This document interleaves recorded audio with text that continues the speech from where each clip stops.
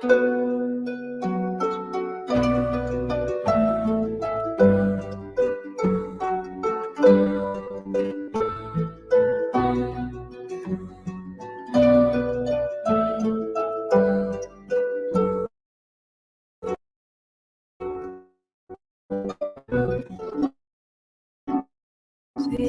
soledad en esta orilla,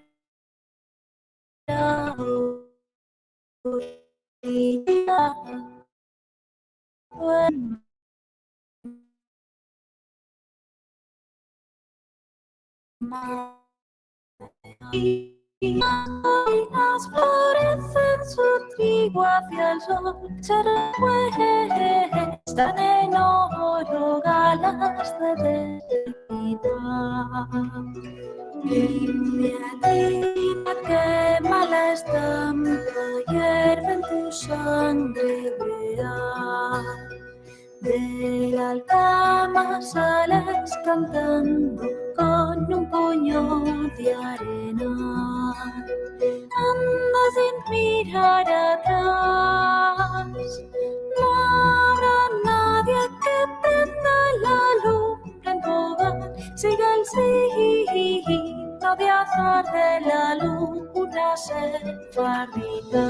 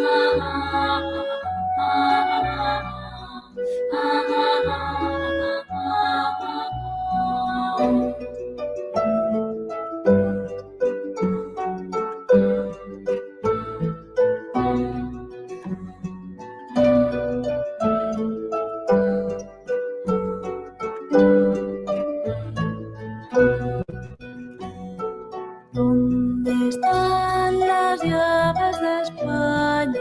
¿Quién abrirá sus puertas? ¿Dónde guarda un pueblo sin alma todas sus horas muertas? Vienen de dos en dos las carretas llorando su herida de amor, a perderse en los ojos de la luna sefardita.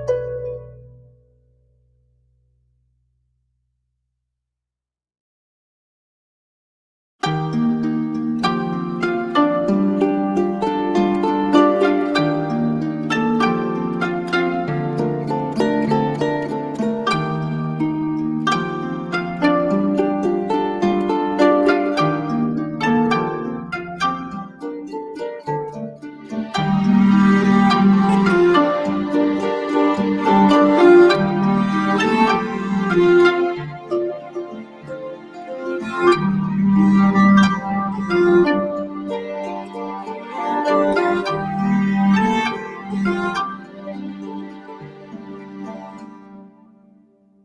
el jardín de la reina ha crecido mi ilusión. La raíz tiene de oro, la simiente de cristal. Arboleros, arboleros, arboleros,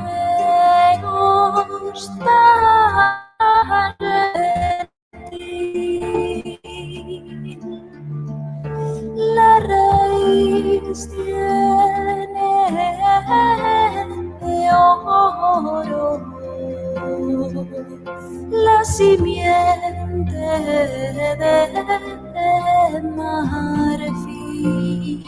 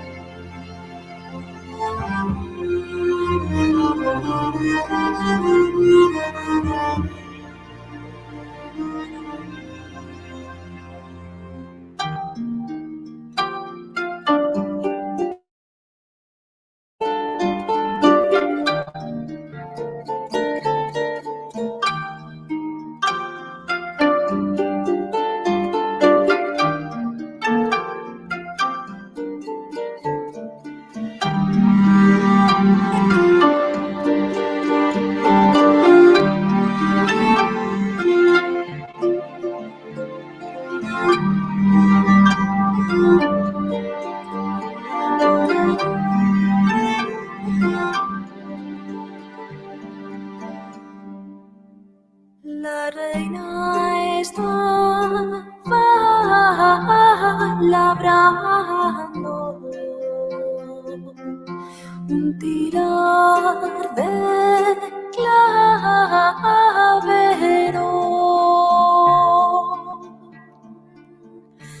asentado en la ventana.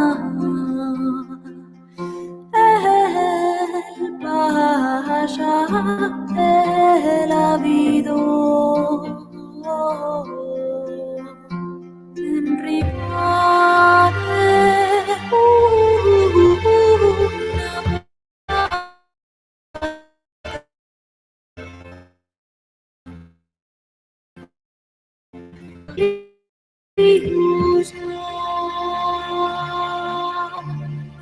cantando una romance a la ola de la mar.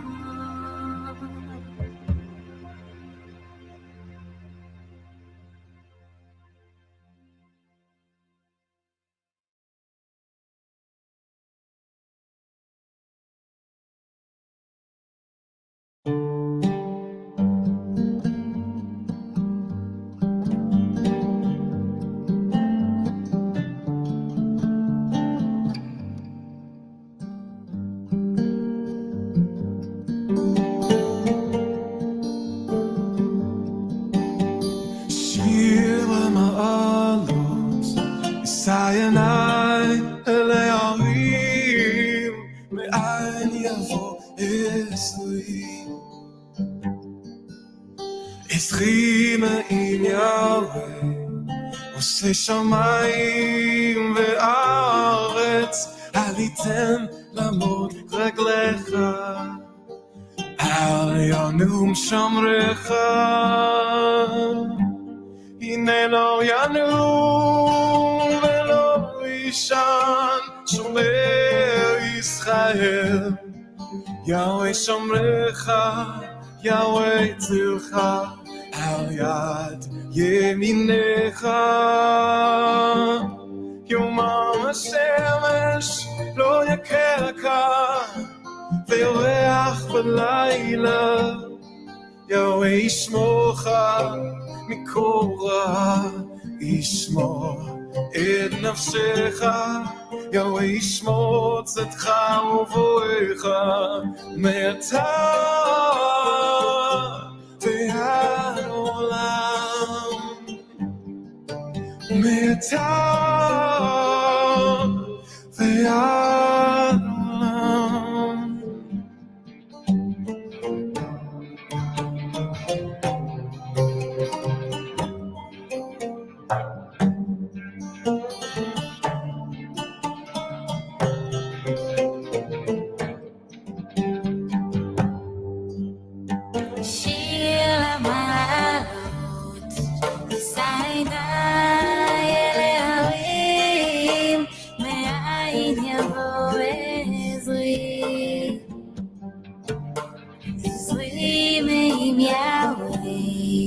עושה שמיים וארץ, אל ייתן לעמוד רגליך, אל ינום שומרך, הנה לא ינום ולא יישן שומר ישראל, יהוה שומרך, יהוה צילך על יד ימינך.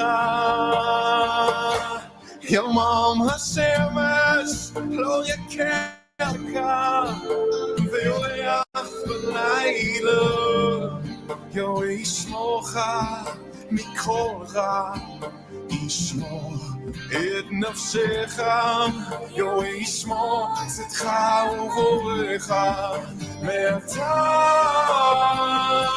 ועד עולם, מעתה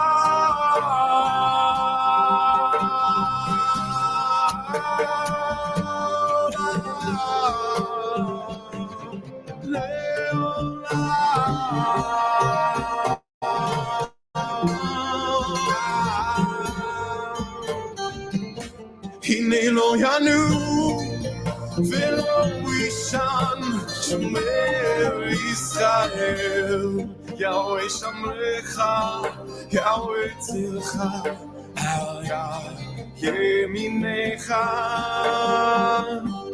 יומם השמש לא יכך ויורח בלילה, יהוה ישמורך מכל רע, ישמור את נפשך, יהוה ישמור צאתך ובואך מעתה ועד עולם, מעתה ועד עולם, מעתה ועד עולם.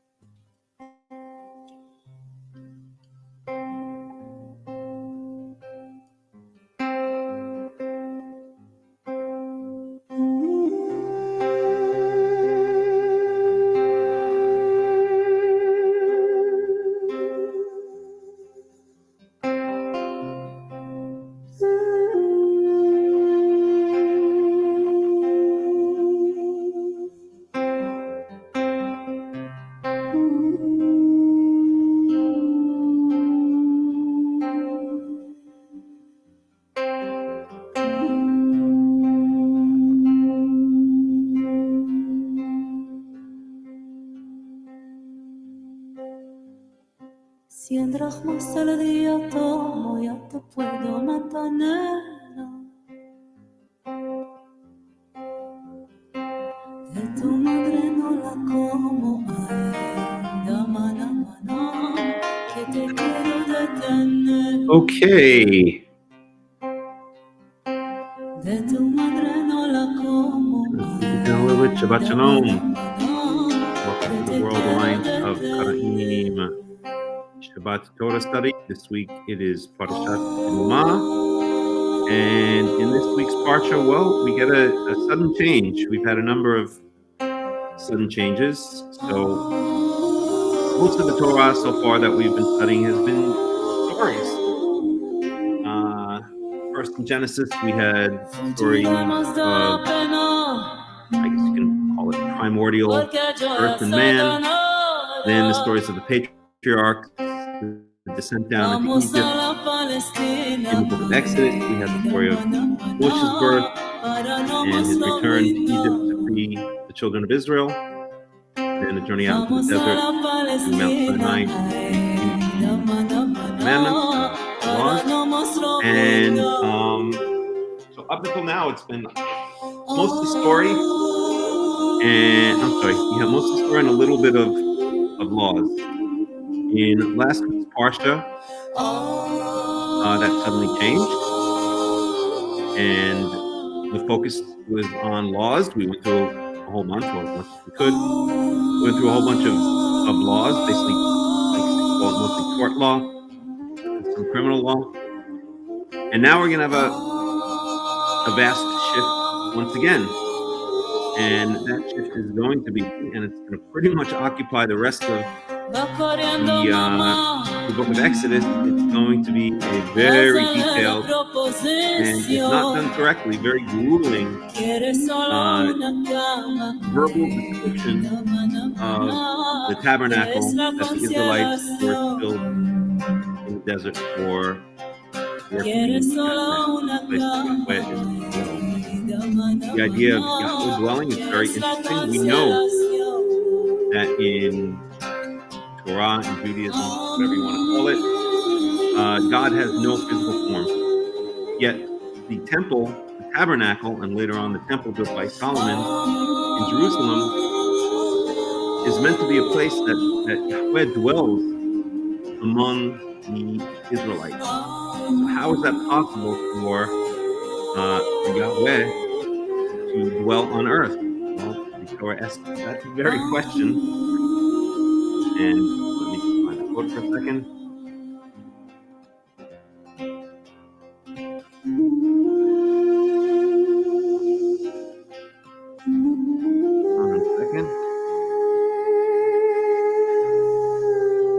So 1 Kings 8:27. So this is when King Solomon, David there.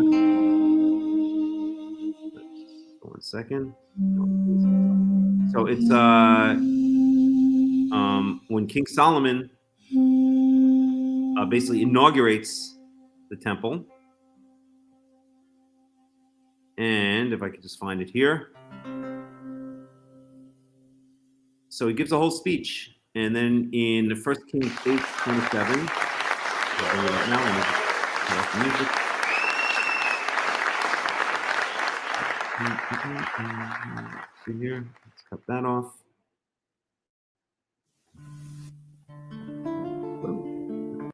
We're going to share the screen differently.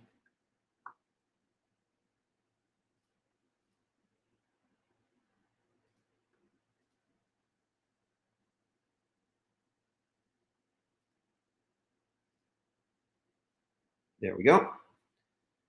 And it's very hot here. Wolf, you want to unplug that, please? It's just too hot. I'm going to do it.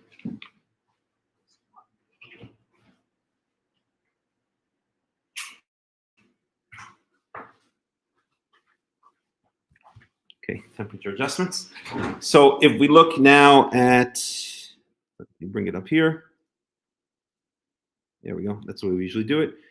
If we look at 1 Kings, I'll just read in the English to make it go quickly, okay? So Solomon, when he's inaugurating the temple, he says, "But will God really dwell on earth? The heavens, even the highest heaven, cannot contain you. How much less this temple I have built? Yet give attention to your servant's prayer and his plea for mercy. Yahweh, my God, hear the cry and the prayer that your servant is praying in your presence today. May your eyes be toward this temple night and day, this place of which you said, my name shall be there, so that you will hear the prayer your servant prays towards this place. Hear the supplication of your servant and of your people Israel when they pray towards this place. Hear from heaven your dwelling place, and when you hear, forgive. Okay, so that the key point here is verse 27. But will God, Elohim, really dwell on earth? The heavens, even the highest heaven, cannot contain you. How much less this temple I have built? So this is the conundrum we have here in this week's portion, this week's Torah portion. We're talking about building of God's house on earth, the place where God is going to dwell. But we know that God has no physical form, right? We're not allowed to. It's explicitly forbidden in the third of the 10 commandments to make any form of representation of anything in the heavens, on the earth, and in the sea to bow down and pray to it, right? In other words, we're not allowed to make any image of what we believe is God, any depiction of what we believe is God. And it should be stated, we're allowed to do it. We're allowed to make depictions of things in heaven, on earth, and in the seas. And I always point to the example of Solomon in building that very temple we spoke about, made statues of lions to line the stairs up to his throne, okay? And that was not considered anathema or heretical, okay? But we're not allowed to build these statues or make these depictions and bow down to them as gods, okay? God has no physical form. Can you hear me now? Ruben and Aviva? You guys, I guess I should just do a quick sound check. You guys can hear me now? Somebody give me a yes if you can hear me, please. Let me type it in.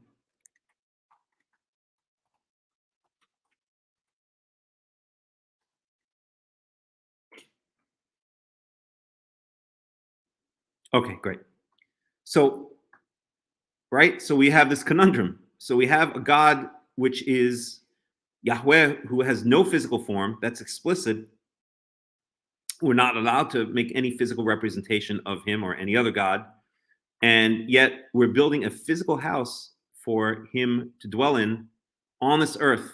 So it's almost like if you live in Jerusalem, and I remember first going to Jerusalem, and the first time I went to Jerusalem in 1993, I was in a daze. I just couldn't believe I was there. I didn't think Jerusalem was a real place on planet Earth. I thought it was just something in heaven, and there I was. And I just remember, one of the things that impressed me the most, or that stuck with me the most in those early days there, is I would let's say ask directions to go somewhere. Like, how do you get to, I don't know, how do you get to the, I don't know, the falafel joint or something like that? And I would always get responses like, oh, you just go up to King David's grave and you make a right at King David's grave and then go down to the Tower of Solomon and it's on your left. And I was like, wow, it just blew me away. But, and actually it turns out that was not King David's grave, but they marketed it as King David's grave. That's another story, neither here nor there. At any rate, the point is that if you live in Jerusalem, or if you live in, especially, let's say, in the old city near the Temple Mount, then God is, in theory, well, if the temple were built, God would be your neighbor. He lives next door to you, right? Oh, my neighbors are, let's see, the Schwartzes, the Rosenblatts, and Yahweh. And the Rosenblatts, I don't know, they don't always sweep sidewalk, but Yahweh, he keeps his place pretty clean. He's a pretty good neighbor. He doesn't make a lot of noise at night. Yes, sometimes he's roasting meat in the middle of the night, but everyone around here barbecues. But overall, he's a pretty good neighbor. So we're happy to have him around. At any rate, all kidding aside, that would seem to be a conundrum in the Torah as to how we can actually have a physical house for Yahweh to dwell in on this earth. And the answer is really that he does not dwell on this earth. His shall we say, essence or spirit. I don't like to use the word essence. It's too, I don't know, New Age word.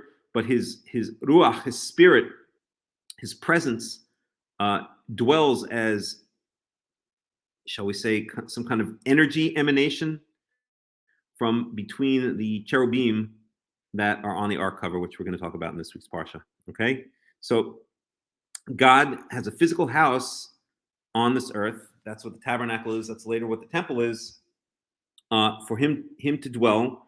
But he has no physical form himself.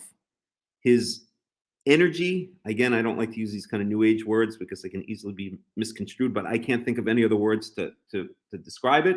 But his energy on this earth, shall we say, emanates from this, from the Holy of Holies, from the cover of the ark, the kaporet, which we're going to speak about in this week's parsha. And that's the way that God is able to kind of, that Yahweh is able to kind of merge, or shall we say, blend between his non-existence as a physical entity and interacting with us, with the world, which is a physical existence, which is a physical reality, right? We are souls inside bodies, right? So we have a spiritual part and we have a physical part. We play out our lives in this physical world, right? Our souls somehow, running the show behind the physical world, deceived and kind of trapped in the body, which has desires at times antithetical and at odds with what the soul has. And our journey here is to basically have the soul win over the body, or shall we say, have the soul control the body, so that the body, which is animal-like, doesn't get its way, when that way means violating the principles of right and wrong, of morality, right? So we have, let's say here, cats. A cat has no problem stealing food from another cat or from a human, or even killing an animal, even if it's not hungry, or even killing a human if it could get away with it. A lion certainly would if it's not hungry. And the cat or the lion never says, this is wrong for me to just kill an innocent human being or to steal this other cat's food. Cats don't think like that, right? They just do what they do without regards to their morality. They're animals, right? And we cannot expect moral decisions from creatures that have no concept of morality. Well, that's our body. Our bodies are animal bodies. We're apes in a sense. We have ape bodies, right? But behind it is something different from what the animals have. We have a soul that's made in the likeness and the image of Yahweh, of God, and this soul doesn't need food. It doesn't need honor. It doesn't need power. It doesn't need control. It doesn't need any of those things. What it needs is to do the right thing. What it needs is to be good. That's the essence of the soul. And so we have this struggle in ourselves between our animal side and our soul side, so to speak. And our goal is to be good people and not let the animal side overrun the soul side, and then we turn into immoral creatures who murder and kill and steal and do all kinds of crazy things that damage other people and damage the world. That's really our struggle here on this earth. But I digress, as I often do. The point being that Yahweh does not live in this world in a body, right? That's one of the differences between Judaism and Christianity, right? That the Christian God, Mar Yanana Miknana, since you're always asking me questions about this, the Christian God has a body. The Christian God was God, lowercase g, was born as a baby, crapped in its diapers, threw potatoes at its mommy when it was in a bad mood, cried, pouted and had temper tantrums, and that doesn't make any sense. So that's why in Judaism, the God Elohim, Yahweh, cannot have any physical form, because it would be ridiculous to say that and I'm quoting a good friend of mine who always says this. I'm basically plagiarizing from him right now, but he always says this. So I would mention his name, but he's a very shy and introverted person, so I won't do it. But it doesn't make sense, that the creator of the universe should be slinging, sitting in a high chair, slinging potatoes in his mommy's face, right? And crapping in his diapers and throwing temper tantrums, right? So that's not why. That's the reality or that's the flaw in idol worship. That's the flaw in the theologies of so many other religions, basically of all the other religions, except for perhaps Islam. It would be the only other major religion which is truly monotheistic and which does not allow, does not say that God takes on a physical form. And they actually go to more of an extreme than Judaism does. If you travel through Islamic countries, and I've been through a bunch of Islamic countries, I love being in Islamic countries. I love Islam, not the radical ISIS type of Islam, but if you go to just typical Islamic country where people are kind of just living their daily lives, where it's not too radical. And actually, the fact of the matter is that most of the Islamic countries are not nearly as radical as they're painted to be. Yes, there's some extremists, but for instance, I've spent a lot of time in Morocco. I've spent some time in Tunisia, in Turkey, in Israel. There's a lot of Islam there. They're a bit radical, and I'm a huge fan of Islam. I think it's the closest thing to Judaism, the closest major the major religion that is closest to Judaism. In some ways, it's even closer to Judaism, to Torah, than Judaism is, thanks to the rabbis. At any rate, neither here nor there. In most Islamic countries, the general rule is you're not allowed to make any depictions whatsoever of physical entities, of physical creatures. That's why if you go to an Islamic country and you see their architecture, what you see is a lot of very complicated geometric patterns and shapes. Sorry, ferret playing with plastic egg. I can hear you. Okay. See, the ferret doesn't want to learn Torah because it doesn't have a soul. I mean, it has a soul, but it doesn't have morality, right? And I say that with great love for animals because I've had animals all my life and I love them very much, but we cannot expect moral decisions from an animal. It's above their pay grade. They don't understand the concept of right and wrong. They just do what they're programmed to do. They're cute and they're wonderful and they're loving. And I do believe that animals truly love their owners, if you want to call it that, although I think sometimes they're our owners, but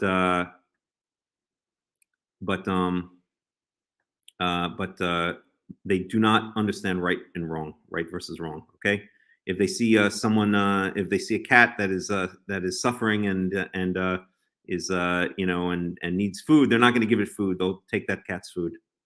He knows when he's being bad. Yes, they know when they're being bad, but that's only because they're getting cues from human beings. They know when they're being punished and rewarded. They don't know when they're being good or bad, right? You're telling them they're being good or bad. They're just responding to reward and punishment. Okay, at any rate, so all of this is to say that it's not possible, or it is not in line with we were talking about Islam. Anyway, yeah, I said what I had to say about Islam. I think that mild, normal forms of Islam are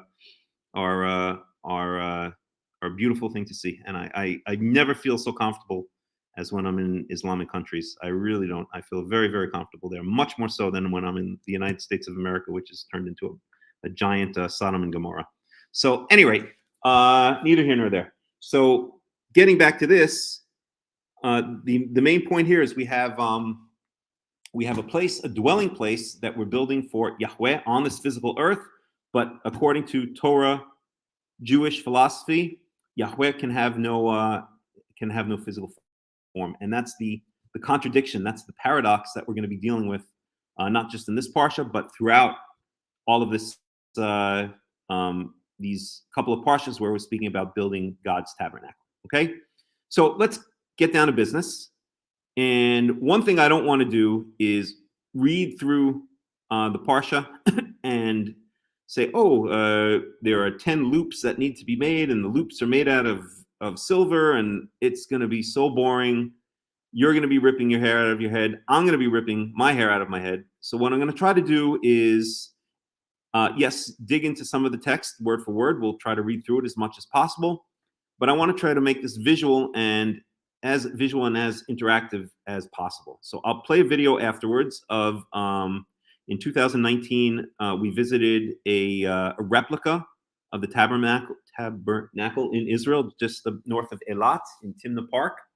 If you go there, if you go to Israel, and you get down to Eilat, I highly recommend taking a day trip. It's about maybe half an hour north or 45 minutes north of Eilat on the Red Sea.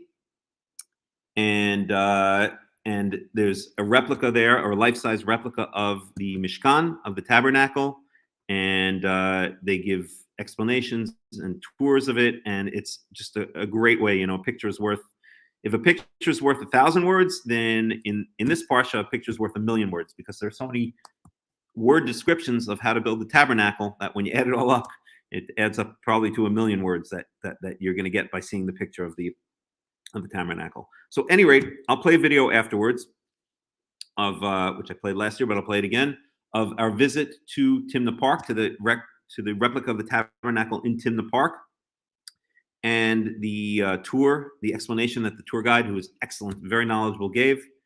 And I'll play another 1 or 2 videos, and we will dig into some of the text. So that's the way we're going to do this, without getting bogged down in. And then you make an altar that is 1.5 cubits by 1 cubit by half a cubit, and blah blah blah blah blah. It would get really boring really quick. We will dig into some of the text, but we'll try to keep it as visual as possible. Okay.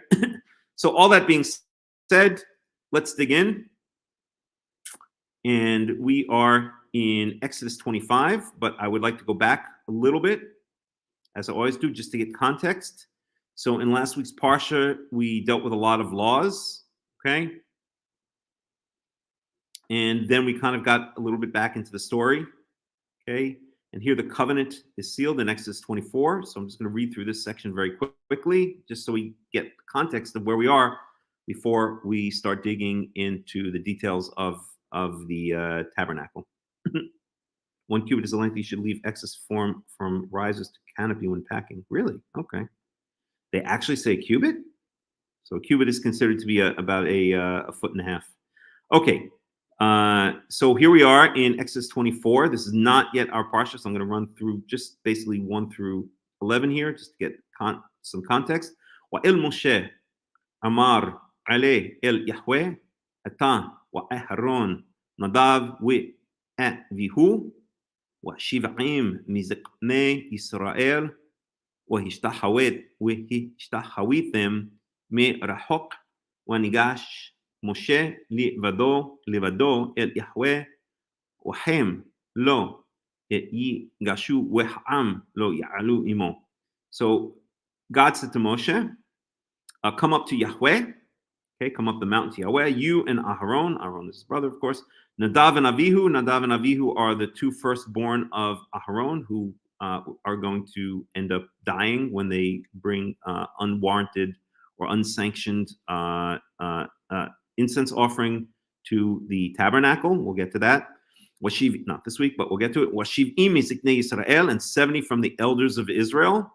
So we have different groups. One of them is the elders. The elders are mentioned a lot. They're kind of, well, you can imagine what elders are. They're kind of, let's say, the senior advisory committee of Israel, right? And bow down from far away.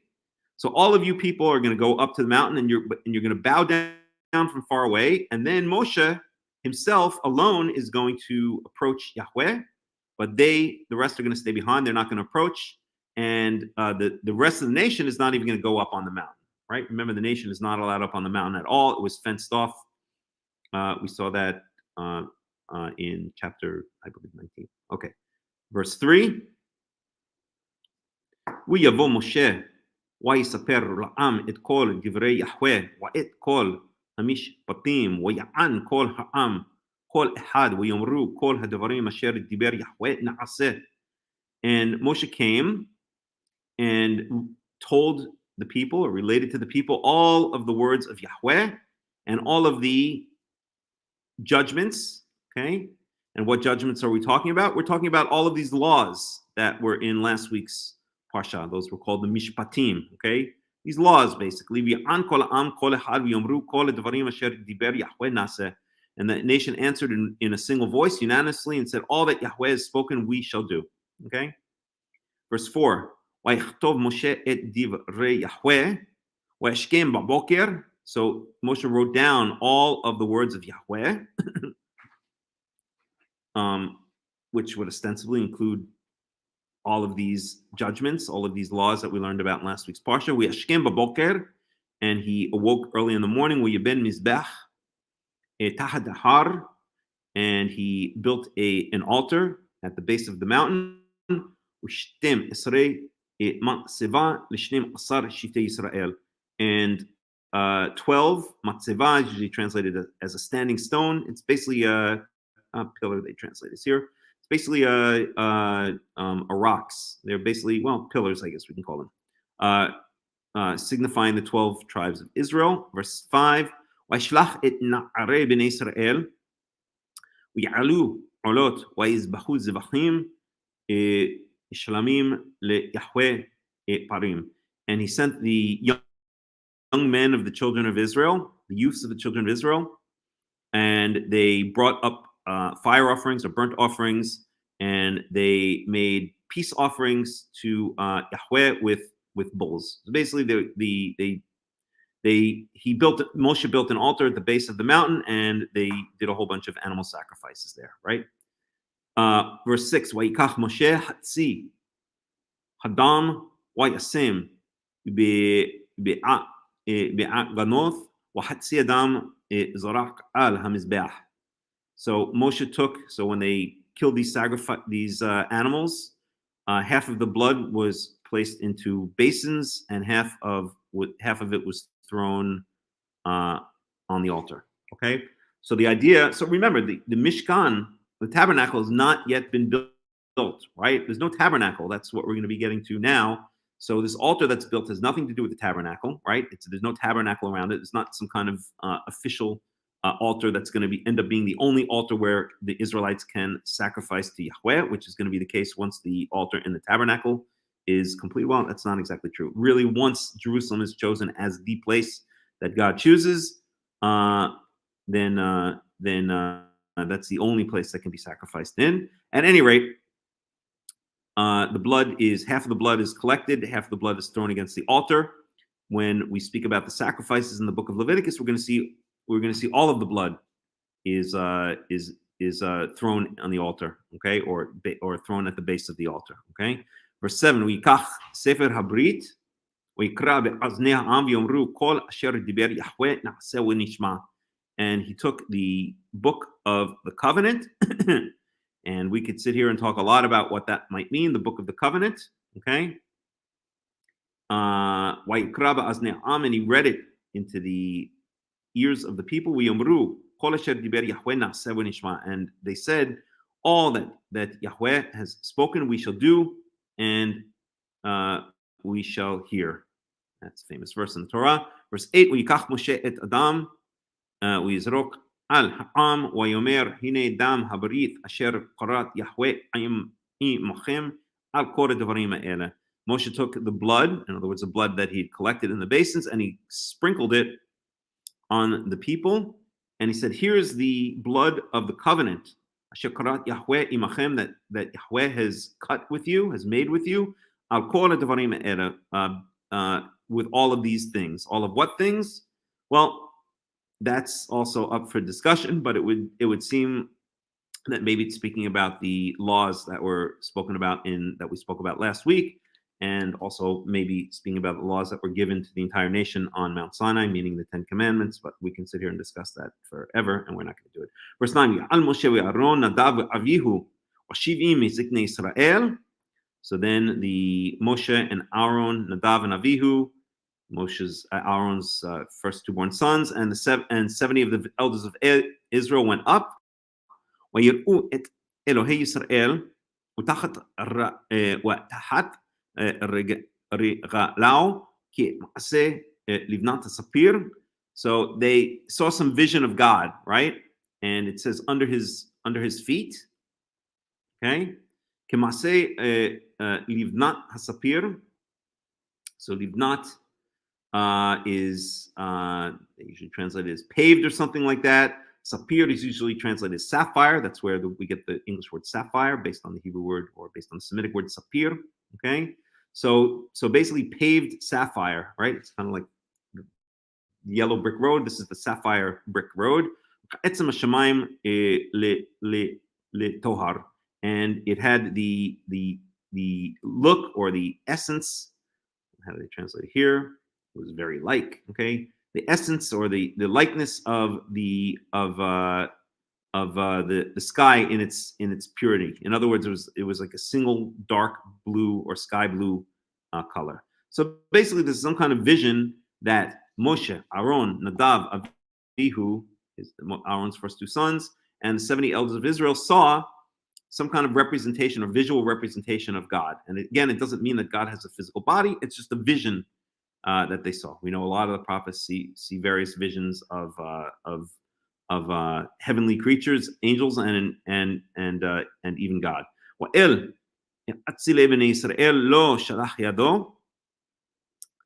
And lo shalach yado v'yachazu et Elohim v'yochlu v'yishtu. So upon the nobles of the children of Israel, he did not stretch out his hand or send his hand. That's speaking about God. V'yachazu et Elohim, and to see God. So the nobles of Israel did not see God. V'yochlu v'yishtu, and then they ate and they drank. Okay. So then we have Moses up on the mountain.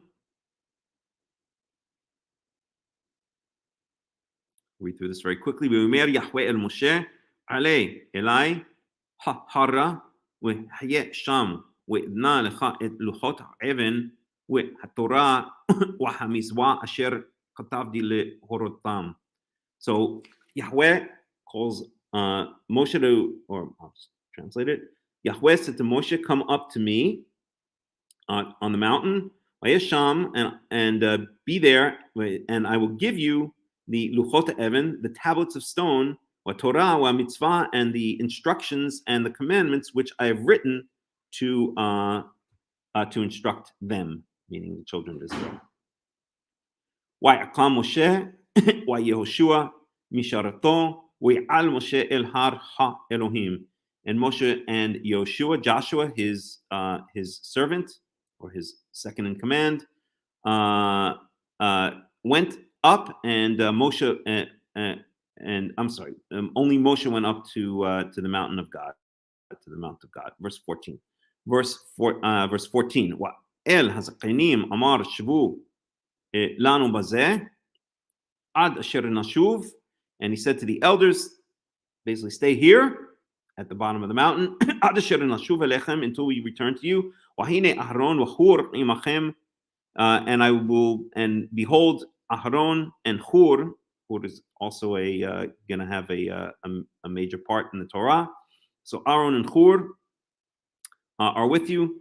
Mi ba'al dvarim yigash aleim, and anyone who has any matters should go to them. In other words, he leaves Aaron and Hur in charge as he goes up to the mountain to meet God and to get the tablets.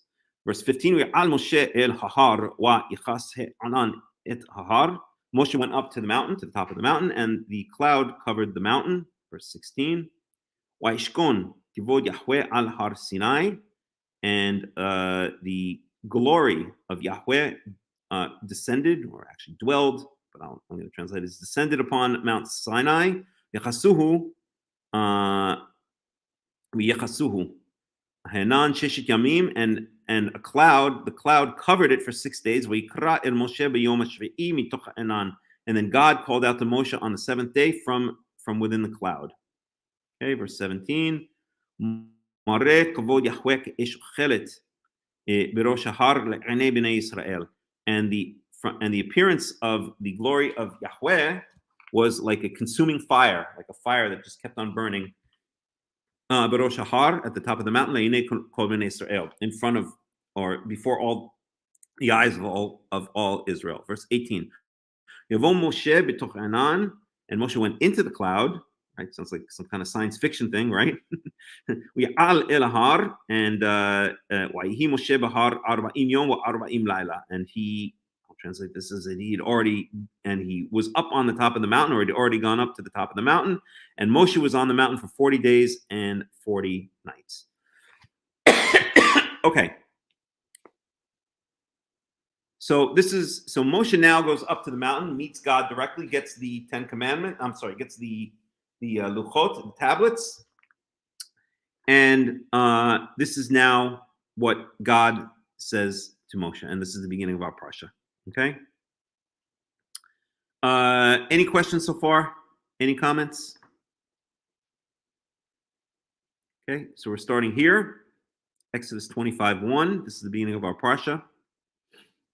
And let's do it. So, chapter 25, verse 1. Vayidaber Yahweh el Moshe lemor. So Yahweh spoke to Moses, saying,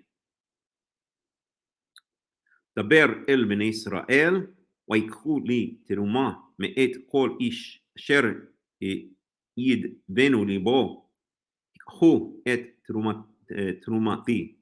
Speak to the children of Israel. In other words, when you get down off the mountain, that they should take from me a donation. They should donate to me that anyone whose heart calls them to do it, or anyone whose heart wants to do it, should give a donation. And then they should take, or they should give a donation from me. Okay, so basically, God is telling Moshe to say to the children of Israel, donate stuff, and we're going to find out exactly what that stuff is, to me. But of course, God doesn't need anything. It's going to be donations for the building of the tabernacle, for the building of God's house, where God is going to be worshipped. Okay, verse 3. V'zot terumah asher tikhu me'ivam zahav u'chesef u'nechoshep. And this is the donations. These are the donations which you shall take from them, gold and silver and bronze, and those are going to be some of the main building blocks of the tabernacle. And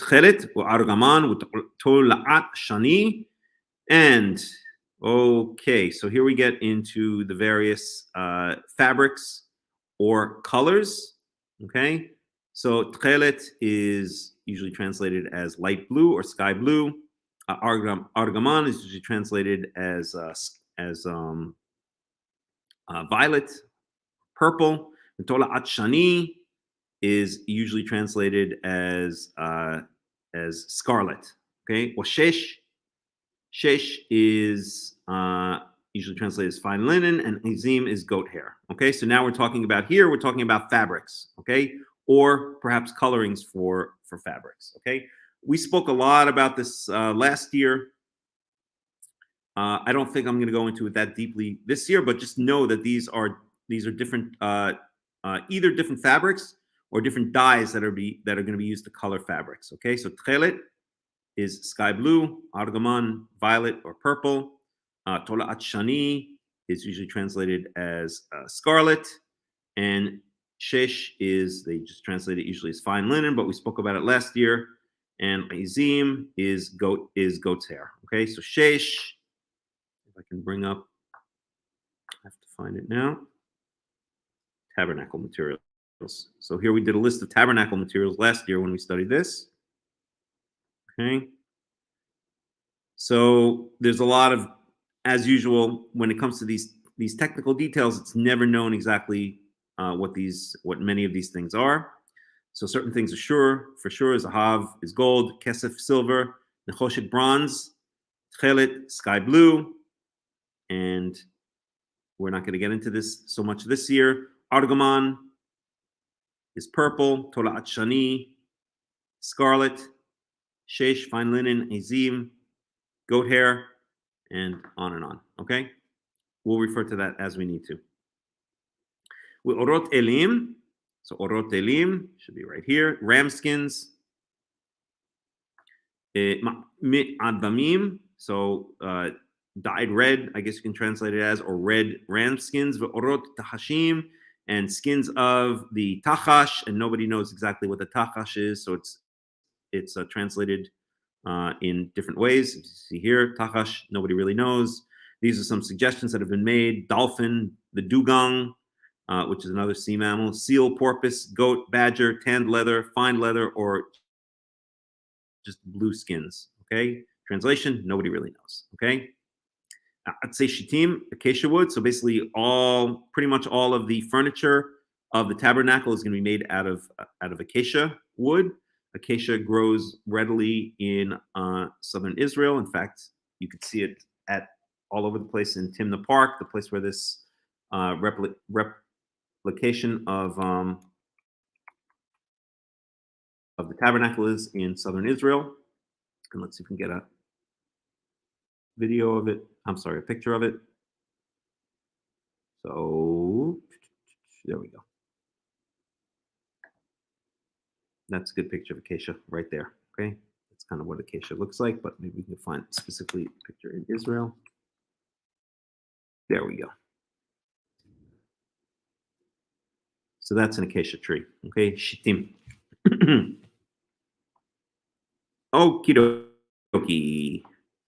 So verse 6. So these are the various things, right? These are all the substances that are going to be needed to build the tabernacle.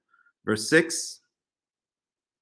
Shemen la ma'or bisamim l'shemen hamishha u lektoret ha-samim. So oil for lighting, and whenever the Torah says oil without specifying what it is, and I think it's only one or two places where there's any specification given, then it means olive oil. Shemen means olive oil. Okay.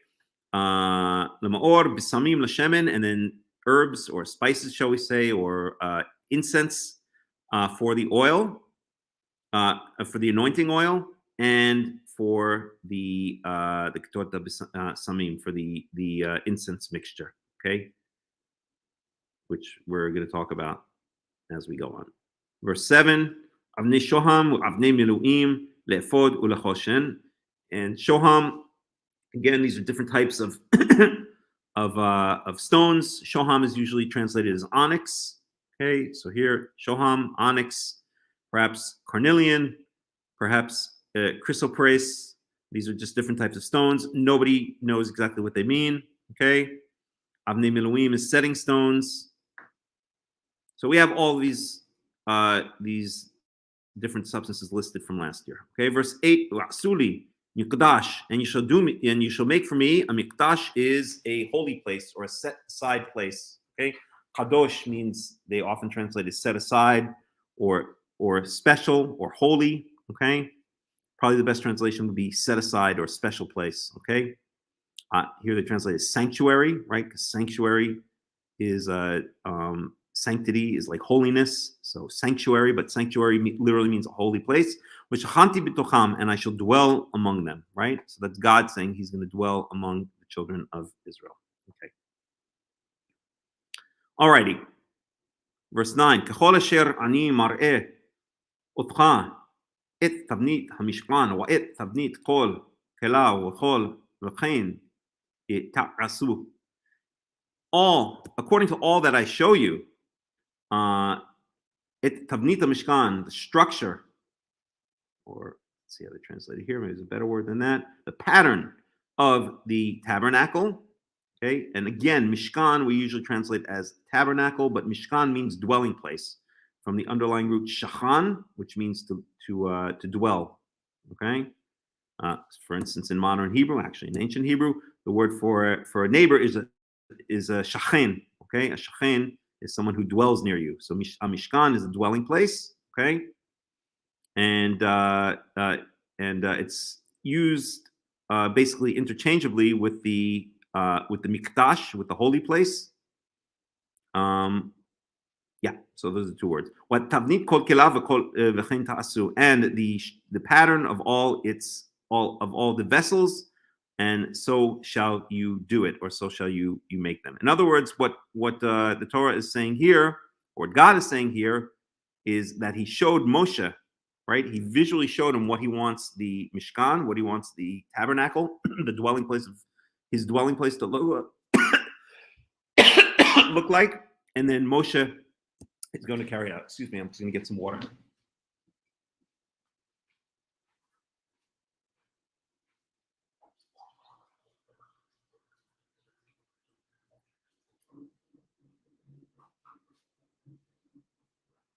So then a big question that's asked with regards to specifically Karaism is, doesn't this constitute an oral law?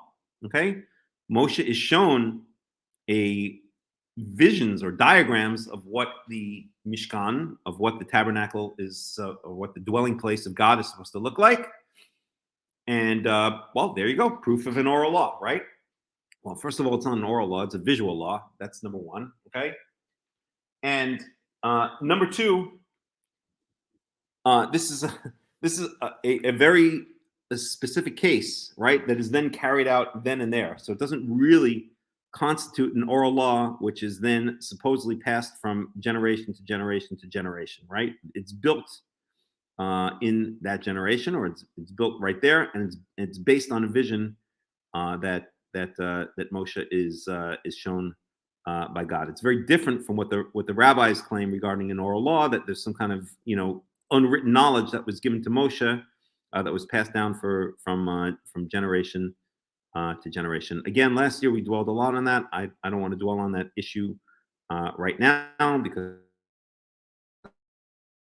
if I start talking about the flaws in the idea of the rabbinical oral law, we'll be here for hours. Okay. Yeah. Okay.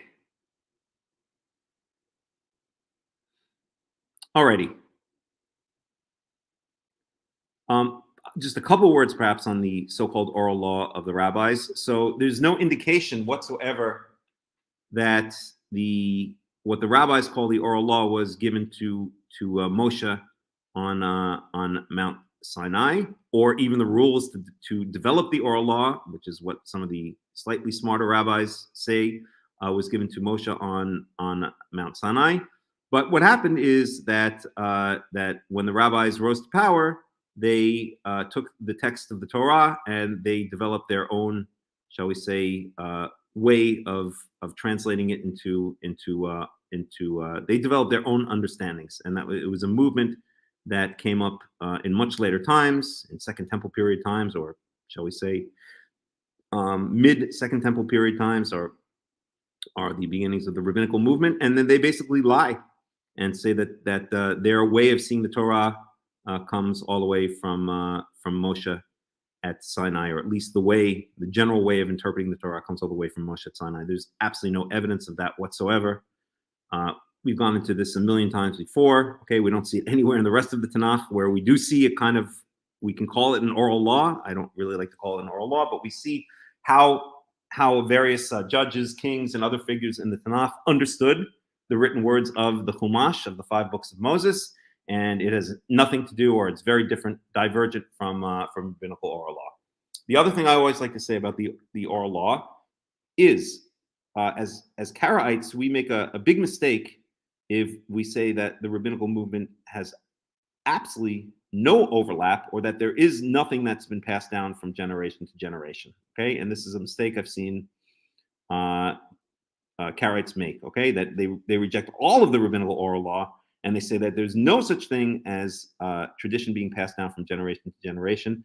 I don't think that's true either. Okay, certainly some tradition has been passed down from generation to generation, but not everything the rabbis do, or not even close to it, is a representation of the way things were done going back, to, let's say, First Temple or pre-First Temple times. So I think it's a mistake to completely reject outright everything the rabbis do, and reject completely the idea of what they like to call an oral law. Certainly, they've preserved some of the traditions, but they've distorted them, added a lot of their own stuff, taken a lot of stuff away, and changed it. But the really smart rabbis don't even claim that they're preserving earlier traditions. What they claim is that they have the right to do whatever they want with the Torah, because they are essentially ordained by God to fiddle with the Torah. So, they're not kitty fiddlers, they're Torah fiddlers. I like to put it that way. They fiddle with the Torah. They believe they have the right to fiddle with the Torah in any way they want, and anything that they do and say with the Torah, ipso facto, by the very fact that they're the rabbis and that they have the authority, becomes essentially Torah law, or becomes God's law, right? And they actually believe that they legislate and God approves, rather than God legislates and they approve. They put themselves really on top of God. And the reason or the excuse that they give for this is that they say the tradition was passed down from them to them from the latest prophets to the earliest, well, what they claim is the rabbis, even though this was long before the rabbinical movement. They make up this fake entity called the Anshe Knesset Gedolah, or the Knesset Gedolah, I should say, the Great Assembly. And they say that the Anshe Knesset Gedolah, the members of the Great Assembly, the men of the Great Assembly, received the tradition, represented the earliest rabbis, and received the tradition from the latest prophets. So they basically try to tie themselves to the latest prophets, to give themselves the authority over the people of Israel to do whatever the heck they want with the Torah, and then they go hog wild with the Torah and make up things that clearly violate the original intentions of the Torah. Okay, so that's it in a nutshell. Yoshi Ben says, wasn't that we were just given the Torah, but it was the job of the judge to pass judgment on cases, not only give it. Absolutely, that's exactly what I believe. Okay, we're given the written Torah. Okay, and yes, Israel was not just a book, right? Israel was a society. There were things going on. So in that sense, yes, you could say there was a certain, if you want to call it oral law, I would just say a certain culture or a certain society, which informs the way that these written texts should be understood and interpreted. Okay, we live in this day and age in the modern Western world. We live in a very different society. And so when we read a lot of these written laws, we interpret them through the eyeglasses of Western, of modern Western Judeo-Christian / secular society, right? So yes, the written law has to be understood within the context or within the rubric of ancient Israelite culture, and in that sense, I guess you could say that's an oral law. But that was largely lost by the time the rabbis rose to power. Okay.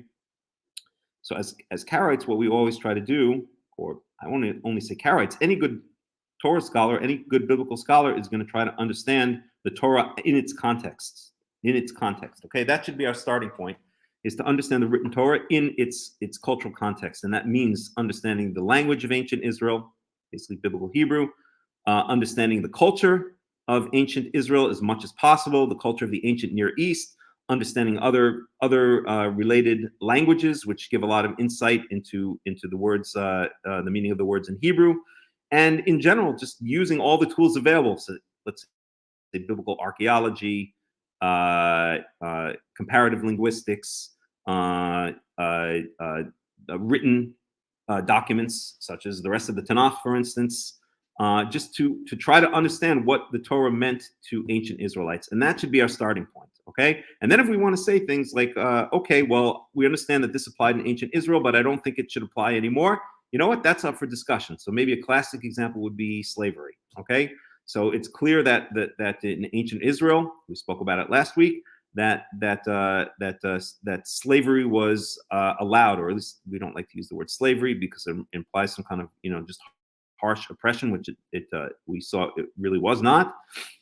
Let's say servitude is allowed by the Torah. There are rules on how you're supposed to relate to your servants / slaves, if you want to call them that. But it was allowed, right? So we could take that as a starting point, and we could say, okay, in the modern age, does that still apply?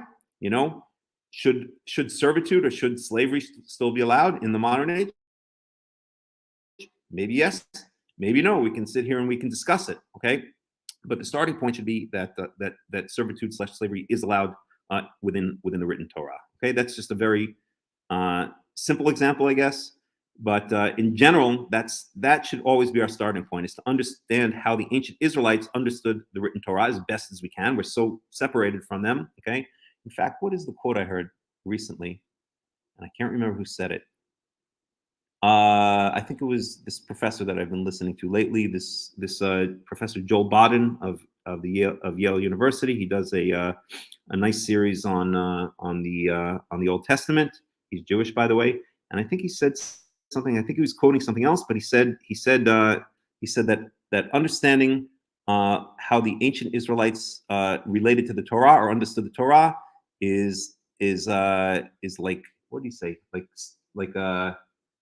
studying life on a different planet, or like studying life in a different country or something like that. In other words, it's very foreign to us, but that should be our starting point for understanding what the Torah is. Okay, to understand how it was perceived and interpreted by the ancient Israelites. Okay, Shalom Aleichem. So, meaning the writing could be contaminated? I don't think so. I don't think the writing is contaminated. If so, maybe in some very small places. They've done comparisons, say, between what's called the Masoretic texts and the Dead Sea Scrolls, which are from the 2nd century BCE, and with very few differences, they're the same. Perhaps the only major sect that has significantly, and it's not even that significant, but a somewhat different version of the Hebrew text would be the Samaritans. And I can't remember, there's something like a couple of hundred significant differences between the Masoretic, which is what we're reading, Hebrew text, and the Samaritan Hebrew text. So it's not very likely that the written text of the Tanakh has been corrupted in any major way. Yes, there's a couple of errors here and there.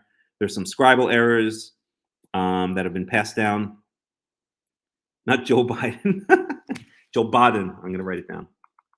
Really, I like his stuff. I mean, he's good. He can be a little bit verbose at times, but he's very good. And there's another one who I highly recommend, named Christine Hayes. She's great.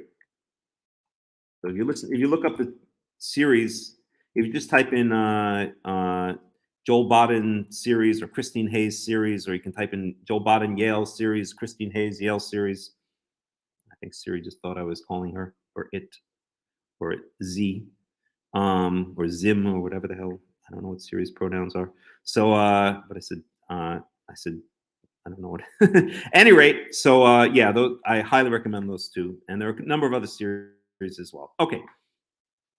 So how do we get onto this? We're talking about the rabbis. So the rabbis, they're basically taking the Torah and they're applying their culture to it, which was Babylonian / Hellenistic / somewhat Jewish culture to the Torah. And by applying those cultures, they come up with very, very different interpretations and understandings of the Torah. So much so that it really irks the sensibilities of anyone who reads the original text, and that's exactly why I became a Karaite. You know, I grew up as in a conservative Jewish family. I was never interested in Judaism growing up. I was dragged to shul every Shabbat against my will, sometimes literally dragged by my father to shul. I hated it. I couldn't stand it. The only thing I wanted anything to do with it was the kiddush. That's the food after the services. That was the only part that I liked about being there. Maybe a couple of friends, although I didn't even have really good friends there. Most of my friends were in school, not at the synagogue. And so my main occupation was to make trouble, and I was just a kind of a mischievous troublemaker at the shul. And then once I was bar mitzvahed at the age of 13, I wanted nothing more to do with Judaism. And for about 12 years, that stayed the same. So between the ages of about 13 and about the ages of 25, I had absolutely nothing to do with Judaism whatsoever, and I just became more and more distanced from it to the point where I would eat anything, pork, lobster, you name it, no connection with the religion whatsoever. And long story short, certain things happened in my life that made me start thinking about the direction I need to take in life, and I eventually found my way back to Judaism. And then at the age of 25, I said, you know what? If I really want to find out about what this Judaism is all about, I might as well hop a plane and go to Israel. And that's what I did. And I planned to go there for 2 months, and I ended up staying there for 15 years. So that was that. And while I was there, I learned for the first time Torah in the Orthodox Jewish rubric, shall we say, or the Orthodox Jewish conception of it. And although there were many things I liked about it, there was something about it that just never sat right with me, even though I went to a number of different yeshivas with a number of different hashkafot, a number of different points of view. Something about it just didn't sit right with me. I always felt that something was wrong, something was off. Okay, and I remember when I left one yeshiva, I won't mention the name of the yeshiva. They wanted me to stay. They badly wanted me to stay because I was just the type of person, I guess, that they liked there. They thought maybe they could use me for their own purposes. But I decided to leave. And the rabbi said to me, why are you leaving? Why are you leaving? We really want you to stay. And I remember what I said to him to this day. I said, I have not learned a lot of Torah in my life, so I don't know what Torah is, but I know that what you're teaching me is not Torah. Goodbye. And then I left. And then I went to another yeshiva, which was also, it was very Zionist oriented, and I liked it a lot better there. But also, they were teaching, at the end of the day, they were teaching the same baloney, the same Rabbinical Judaism baloney that I'd learned in the previous yeshiva. Yeah, I am good at making trouble, and that's one of my great talents. And then I stayed there, learning there for about approximately 3.5 years, and eventually I wanted nothing more to do with them. I'd kind of outgrown them, and then I found this rabbi whose name, maybe I should mention, his name is David Bar Chaim. I learned with him for a couple of years, and he was kind of an out-of-the-box rabbi. As if you ever look at some of his stuff on YouTube, you'll see he's very different from the typical Orthodox Jew, but at the end of the day, he's still an Orthodox Jew. So I always say that he's not out of the box. He kind of runs around the very edges of the box from the inside, and that wasn't very good enough. That wasn't good enough for me. I also felt something was still off there. Something was a little bit just didn't lo stader, as we say in Hebrew. Something just didn't make sense, and that's when I was put in contact through, I guess, God's hand with the Karaite community in Jerusalem. And once that happened, I said, that's it. This is what I've been looking for since the day I wanted to explore Torah and wanted to explore Judaism. Ironically, this Rabbi David Bar Chaim, who despises the Karaites, he's the one who turned me into a Karaite, because he was the one who showed me that he basically discards or grades certain books that are considered very holy by standard Orthodox Judaism. And so he put the bug in my head. Well, if you can downgrade this book and that book and that book, so you can also downgrade, a lot of the Rabbinical Judaism books. So basically, to make a long story short, for instance, he would downgrade the Babylonian Talmud and upgrade the Jerusalem Talmud. He was much more into the Jerusalem Talmud than he was into the Babylonian Talmud. If you don't know the differences between the two, it doesn't really matter at this point. But other books that he would kind of say are not really as important, or don't have the same status in the hierarchy as standard Judaism would consider them, such as the Shulchan Aruch and some of the what's called the Achronim, the later rabbis. So he put this idea in my head. Well, if you can start throwing out books, then why should I stop with the ones you're telling me to throw out and keep the ones you're telling me to keep? I'm going to go back to the basics, and I'm going to just throw out all of the books, go back to the written Torah, and build it up from scratch.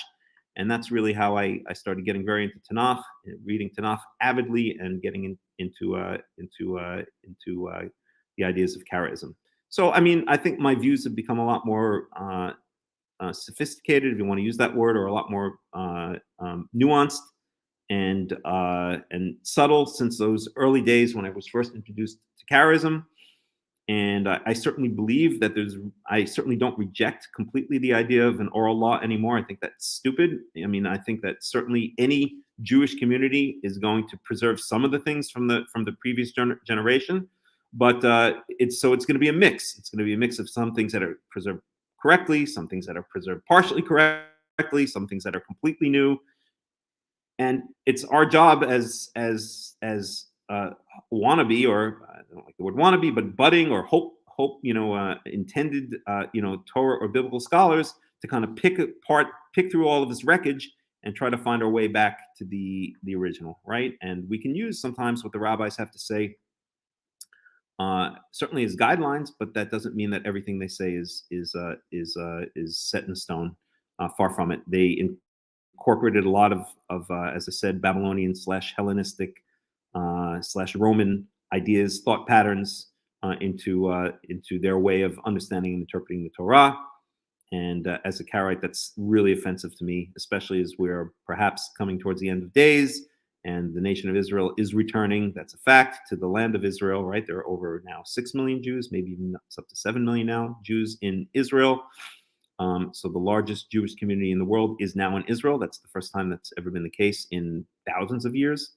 And so something is happening here. So as we return to the land of Israel, as we return to Yahweh, the God of Israel, it's also time to return to the more original Torah of Israel. And yes, to use that as a starting point for perhaps how we need to interpret it and understand it in this day and age, right? Do we reinstate meat sacrifices? I personally don't think so. That's a long discussion. Do we reinstate servitude or slavery? That's another discussion. But at the very least, we have to return to the source in order to figure out how to move forward towards the future. Okay, that's it in a nutshell. Let's get back to the text. So,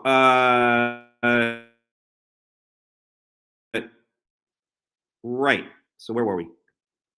Yes. So we're talking about all of the various substances that need to be brought for the making of the Mishkan, usually translated as the tabernacle, but I will call it the dwelling place, God's dwelling place. Okay.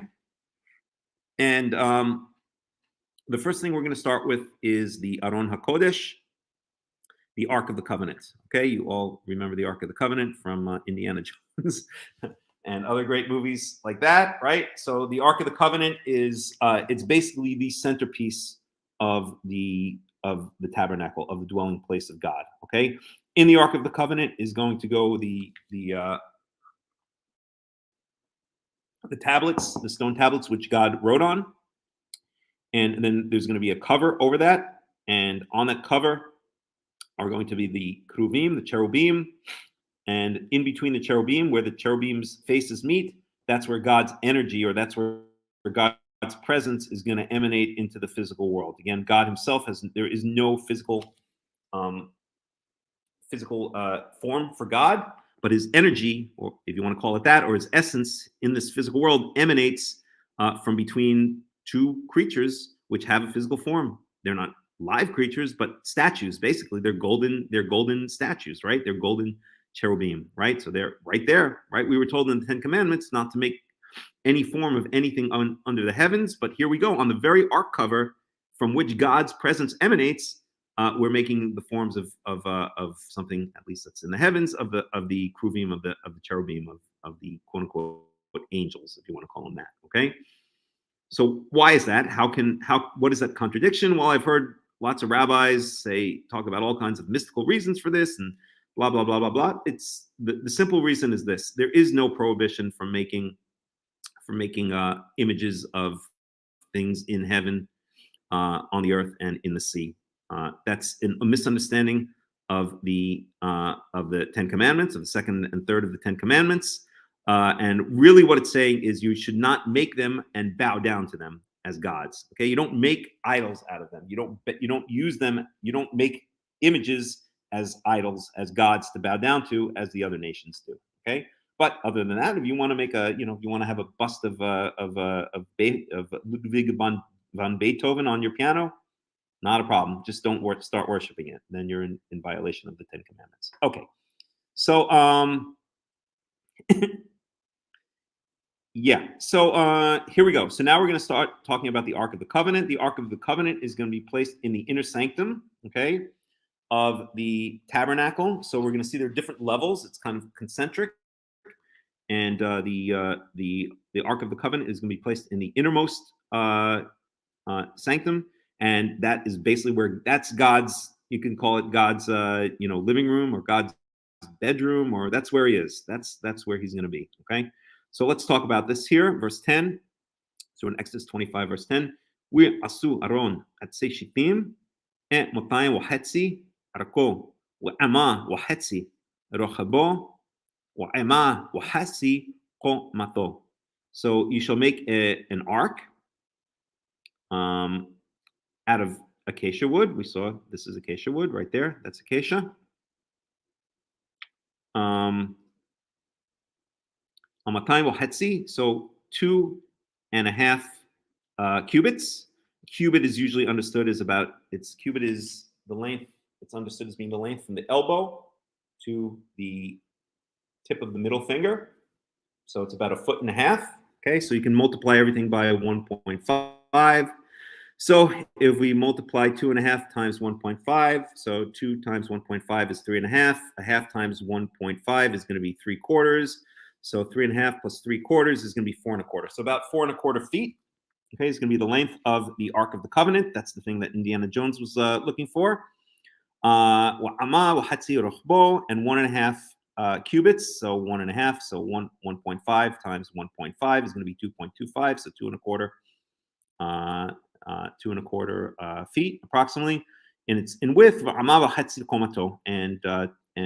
also 2.5 feet in height. Right. So we notice that it has 2 dimensions. Its width and its height are exactly the same. Okay, and its length is longer. Right. So it's if you look at it from the side, it's going to be a square. It's going to be a square that's going to be 2.25 feet in width and in height. Okay. Okay. Verse 11. Usifito zahav tahor, and you shall cover it with, or what's the word I like to use? Plate it with pure gold. Mibait umichutz, outside and inside, or actually inside and outside. Okay, literally in the house and outside, if you want to put it that way. So basically, it's wood, but then it's plated with gold on the inside and the outside. Titzapena. Okay. So you shall plate it with inside and out. And you shall make around it they usually translate this as a border or molding. Okay. Here they translate it as molding. So gold molding around. So it's kind of a gold decorative pattern. When I show you the video, which I'm going to do in just a couple of minutes, that'll become clearer. Okay. Verse 12. Sakba lo arba tabot zahav we natato al arba amutaw ushte tabot al silao had ushte tabot al silao ha sheni. Okay, so yatzaktalo is to pour, meaning how do they say it? It's like pour molten metals. So cast. Okay, you're gonna cast 4 rings, gold rings. And you shall place those gold rings on its 4 motav, is usually understood as corners. 2 rings on one side and 2 rings on the other side. So let's see what we're talking about here. Okay, so we can get a picture here.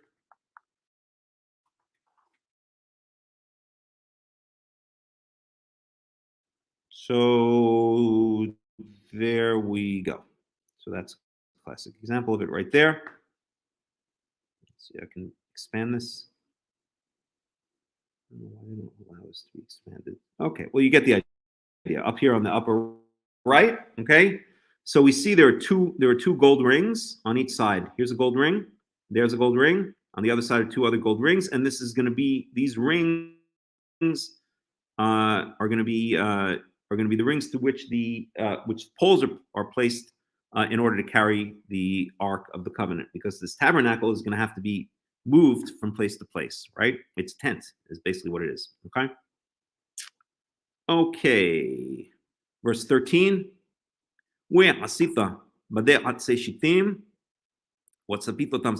you shall make poles, carrying poles. Let's see how they translate it here. Poles out of, again, acacia wood. Basically, everything is made out of acacia wood anytime wood is used, it's always acacia wood. I can't think of any exception. I'm pretty sure that there are no exceptions. And you shall overlay them with gold. So you're going to have these are going to be the carrying poles that are going to fit in those rings. Okay. Oops. Let's try this again. وعبيت إت ها بديم بتبعوث ال صرعوث هارون لصيت إت هارون بهم. And you shall insert these poles in the rings on the side of the rings, which are on the side of the on the side of the ark. لصيت إت هارون بهم, to and use them and carry the ark with them. So basically, you're going to use these poles to carry the ark. Okay. Verse 15. In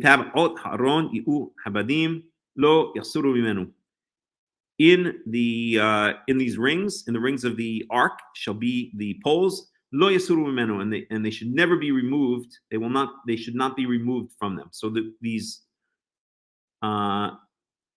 poles always stay in the ark. They're never removed. They stay there all the time. Okay, even when the ark is resting, the poles still stay inside. Verse 16, when atat et Aaron et el ha'aron et ha'eduth asher eten elecha. So, and you shall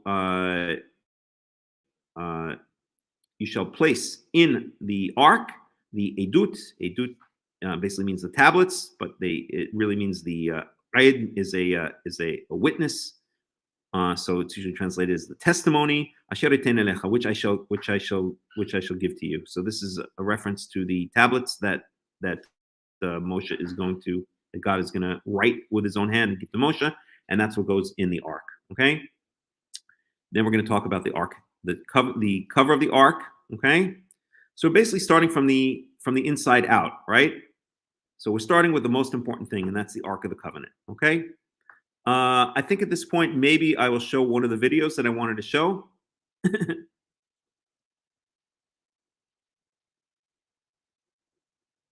2 times 1.5 is 3, not 4. Correct. But it's not 2. It's 2.5 times 1.5, and that's 4.25. Okay. Any questions? Any comments?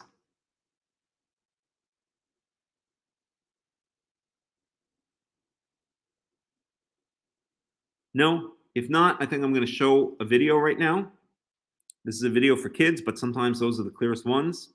So let's take a look at this video. I'll share the screen a little bit differently.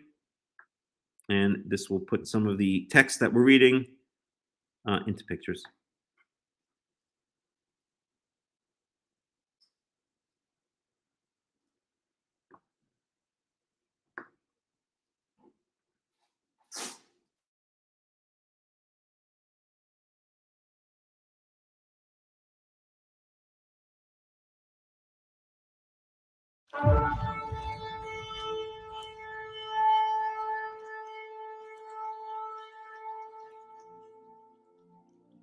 Shalom, children. Today we are going to start a whole new journey with the children of Israel. We will learn about the most important structure ever made, called the set-apart place. This is where Yahweh said he wanted to dwell with his people. Our story begins with Moshe still at the top of Mount Sinai. Yahweh is sharing with Moshe the pattern he wants for his set-apart place, including each measurement, all the rich materials, the furniture pieces, and the purpose for each item.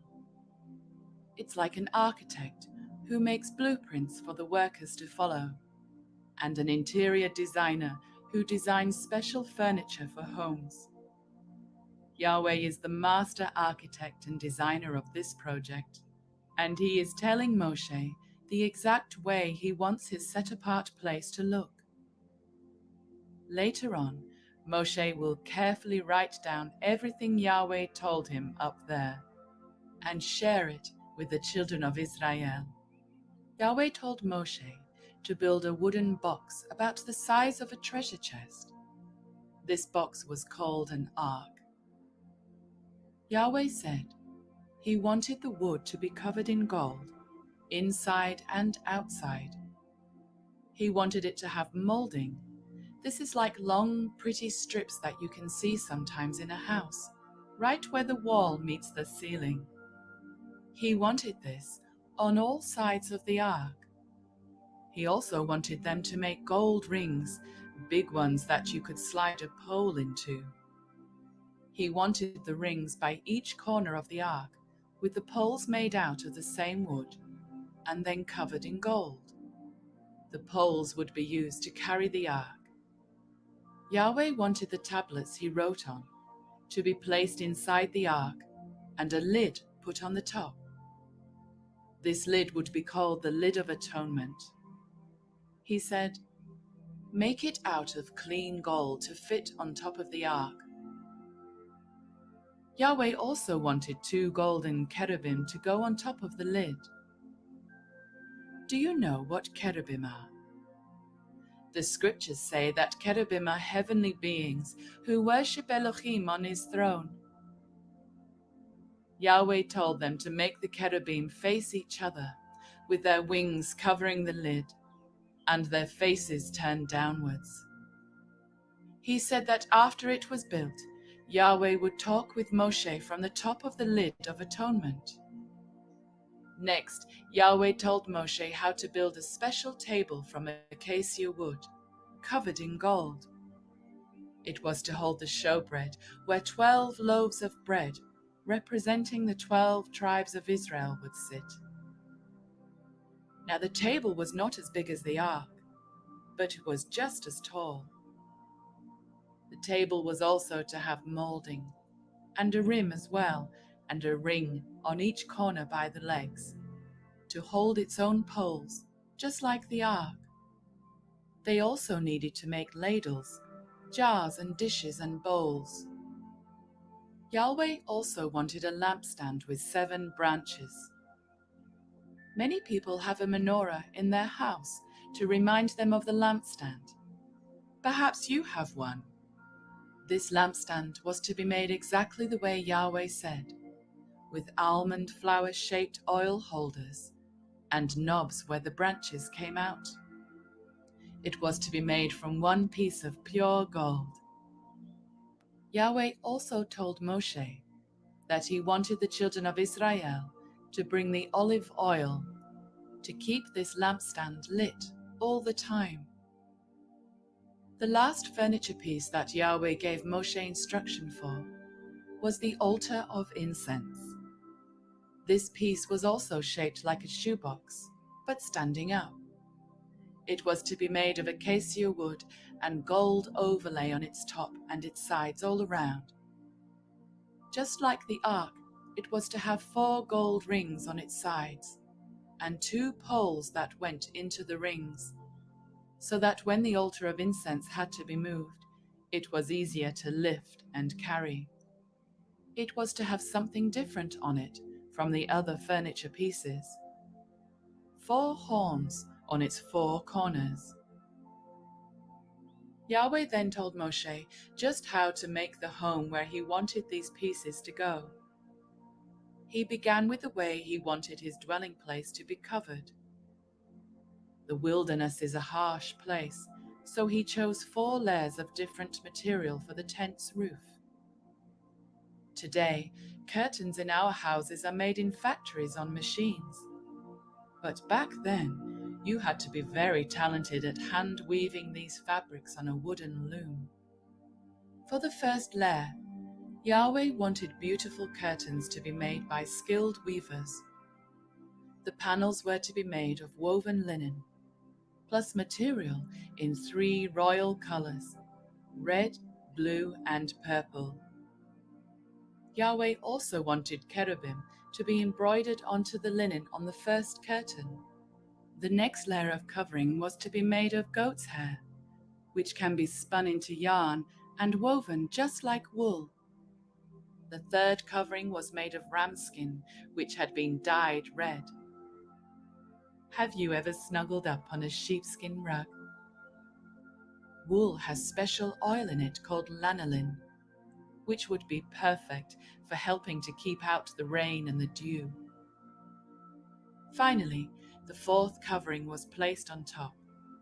It would have to be long-lasting to protect the dwelling place from the harsh wilderness. So Yahweh chose to have it made of fine leather, possibly cowhide, which is very tough.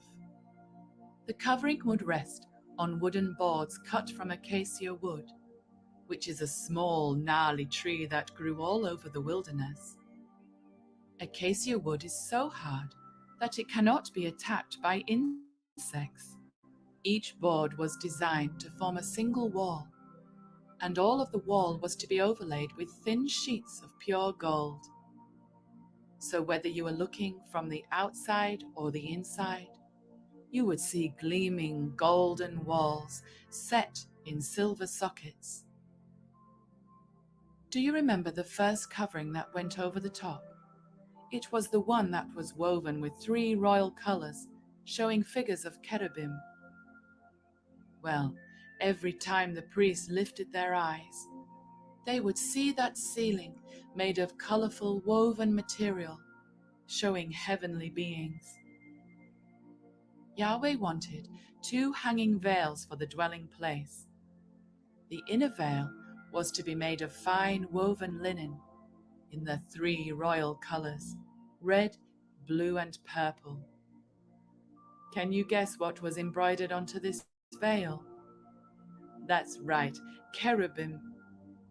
The beautiful inner veil was meant to form a divider, to separate the set-apart place from the most holy place. Once a year, the high priest would be allowed into the most holy place on the Day of Atonement.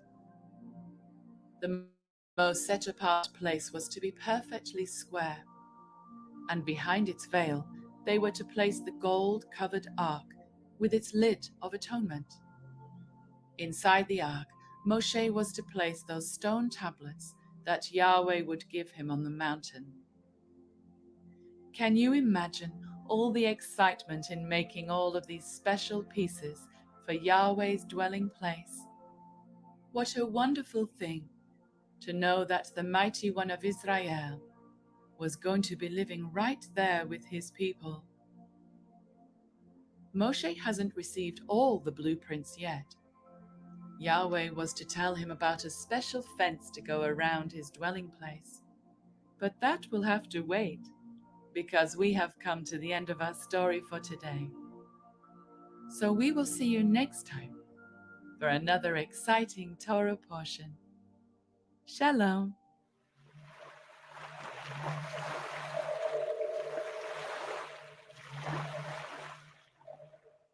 Okay, so there we go.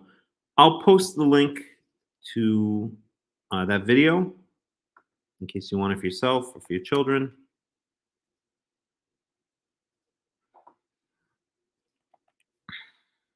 So there's a link. I just posted it in the comments. And let me reshare the screen.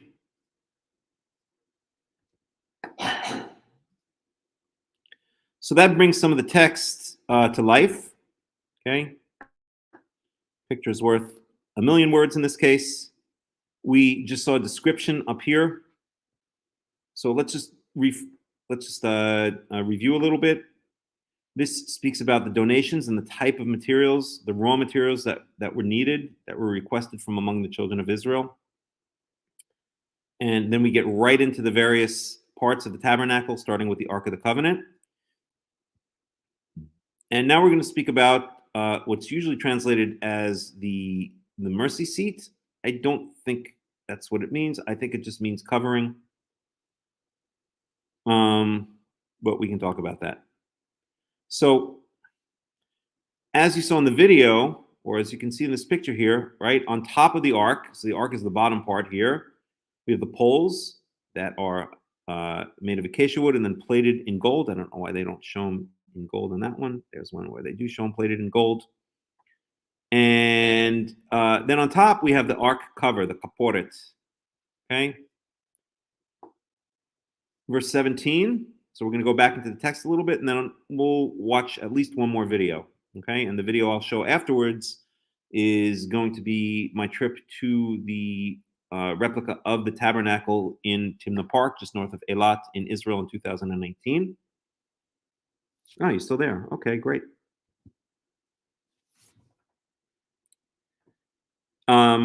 So here we are in verse 17. وعصيت حبورت ذهب طهور أمتين وحتسي أرقى وأما وحتسي رهبة.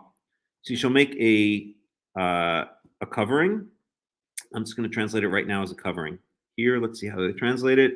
Mercy seat. And we'll talk about that translation in a moment. So it's going to be made out of gold. So if you remember in the first paragraph, there are a couple of types of metals that are requested to be brought. There's gold, there's silver, and there's bronze. Okay. The further out we get from the center of the tabernacle, the more we're going to be, the less gold we're going to be using, then it's going to be more silver, and then eventually it's going to be bronze. Okay. So everything in the inner sanctum, in the mikdash, in the Holy of Holies, okay, is basically it's plated. It's either made of gold or it's plated with gold. Okay, so we know that the ark is made of acacia wood, plated in gold. The hooks, I'm sorry, the poles that go into the loops are made of acacia wood, plated with gold. Okay, the cover, however, is not made of acacia wood and plated with gold. It's made out of pure gold. Okay, why is it made out of pure gold? This is really, you could say, the essence of the entire mikdash, of the entire set apart place, the entire sanctuary. Okay, because it's between the cherubim on the ark cover that God is going to, quote unquote, dwell in this world. Okay, so there's no acacia wood plated in gold or covered in gold. It's made out of pure gold. Okay. So its length is 2.5 cubits. Its width is 1.5 cubits, which of course makes perfect sense because that's the length and the height of the ark itself, right here. So obviously the cover is going to fit on top of the ark, so it's the same dimensions. Verse 18. ועשית שניים קירובים זהב מקשה תעשה אותם משני כסות הכפורת. And you shall make 2 cherubims. In Hebrew, the word is cherubims, or cherubs. I think, yeah, in English, the word is not cherubim, it's cherubs. So you shall make 2 cherubs. The English word cherub comes directly from the Hebrew word kruvim. I think that is even rarely will the official etymologies admit to a direct relation to a Hebrew word, because they're basically atheists and very possibly anti-Semitic. So they come up with a whole bunch of very questionable explanations for where English words come from, and they will almost always ignore the obvious Semitic roots, but there are some times that they just can't ignore them, and this is one of the cases, I believe. I'll look it up in a second. There is a guy out there who's done a lot of work, although I don't agree with everything he says, but you can look him up. His name is Isaac Mosenson. Isaac, I'm friends with him on Facebook. He's been doing this for Mosenson. Wait, let me look it up for a second. Just give me 1 second. Guy. Now I'll just paste his Facebook link. So he's been doing for years. He calls it Edenics, this belief that all of the language of the world come from Eden, Edenics, right, or come from basically biblical Hebrew. And so he obviously tries to trace many words back, or all words back to many words back to Hebrew. I agree with a lot of what he does. I think he goes a little bit overboard. I think sometimes he engages a bit too much in speculative etymologies, meaning he's giving his opinion without actual proof, but definitely worth checking out. Isaac Mosenson. And he wrote a book. Let me just see here.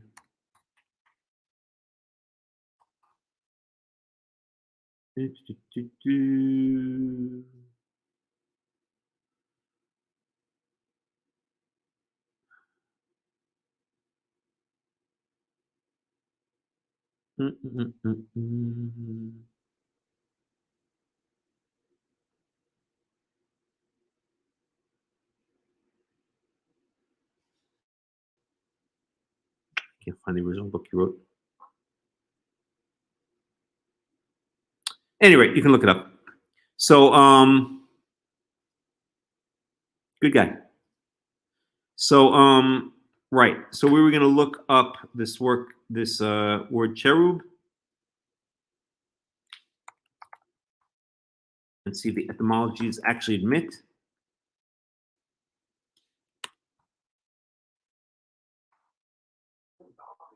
You'd be surprised what they come up with. So here they actually do admit it this time. Cherub from Old English cherubim, blah, blah, blah. Aramaic. And this one here, Hebrew keruv.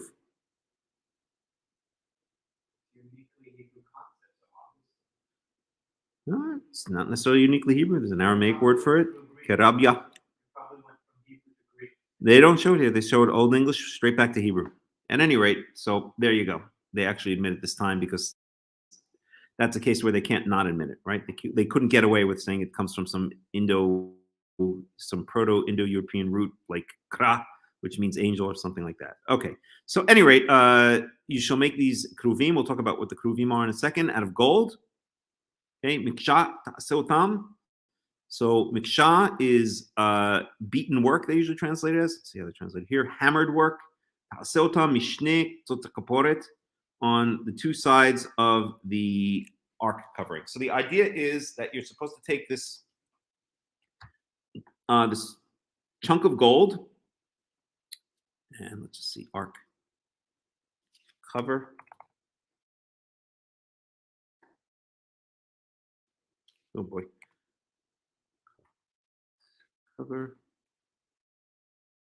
Let's see, we have just one of the oh, okay, we'll go with this one, right?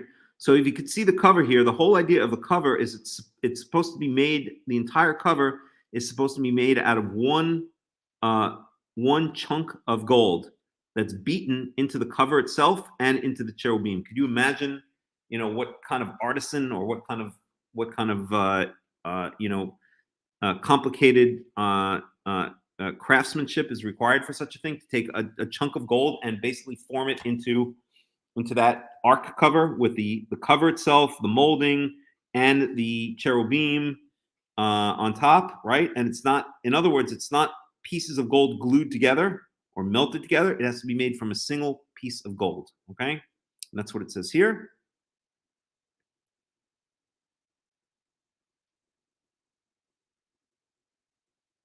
Mikshat ta'aseotam, so that means hammered work, meaning it's beaten out from a single piece of gold on the two sides of the ark cover, right? So the two angels on the two sides of the ark cover, just like we see in this picture right here. Okay, close this out.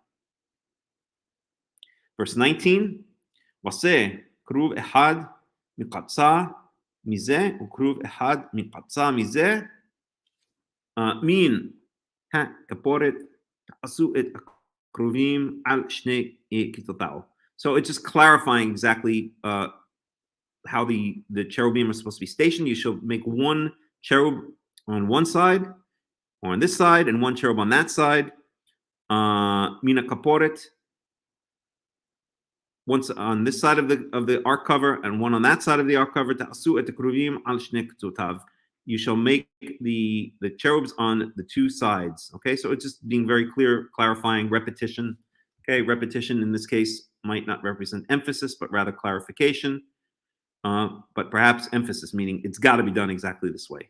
Verse 20, V'hayu hakruvim porshei knafayim lemala esochachim bekanfehem bechanfehem al ha-kaporet u'fnehem ish el ahiu el ha-kaporet yu pnei hakruvim. So it says, V'hayu hakruvim porshei knafayim, so they're going to be stretching out their wings. Again, as we see here, the wings are stretched out. Lemala, upwards. Sochachim beknafehem al hakaporet, and they're going to be stretching their wings out upward, covering the ark cover with their wings, and their faces are going to be one towards the other, or a man towards his brother, meaning one facing the other. So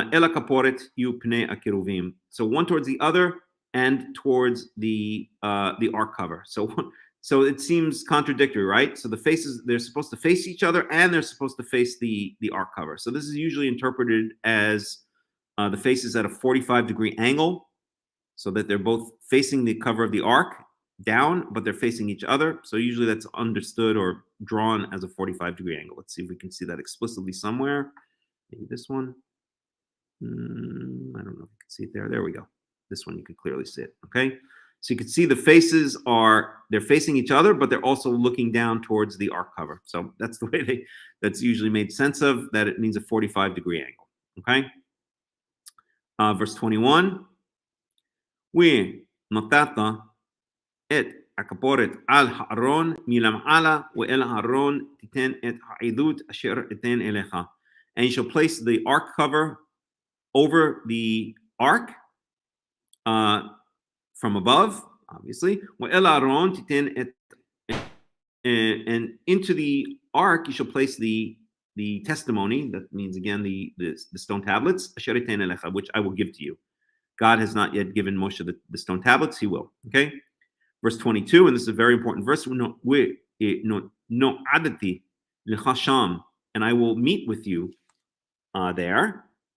Udibati tach me'al hakaporet, and I will speak to you or with you from above the me'al hakaporet, from above the ark cover, mebin shnei hakruvim, from between the two cherubs, asher al aron ha'edut, which are upon the ark of the testimony, et kol asher etzaveotcha el bnei Israel, all that I command you, to you, meaning to Moses, or through you to the children of Israel. Okay, so right here we see exactly where God is going to meet with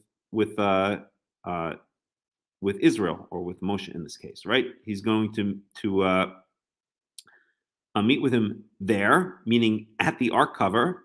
Okay, and I will speak to you from above the ark cover, between the two cherubim. Between the two cherubs, okay, which are on the ark cover. So again, if we look at the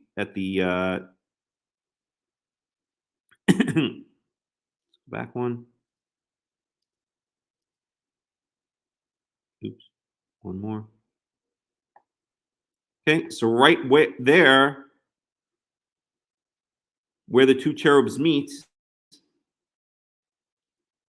okay, let's say where their wings touch, that's where God is going to dwell. That is his dwelling place. Okay, that is where his energy, if you want to put it that way, emanates from on this earth. Okay.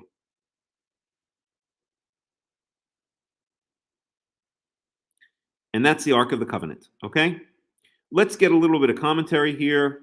We'll go to our old friend Robert Alter and get a little bit of commentary. So this is Exodus 25.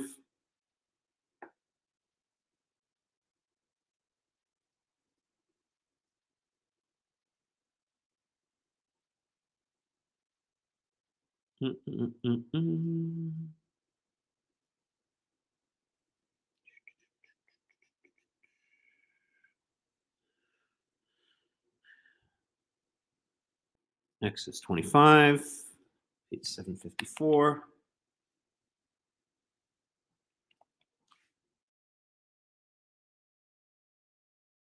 Okay, so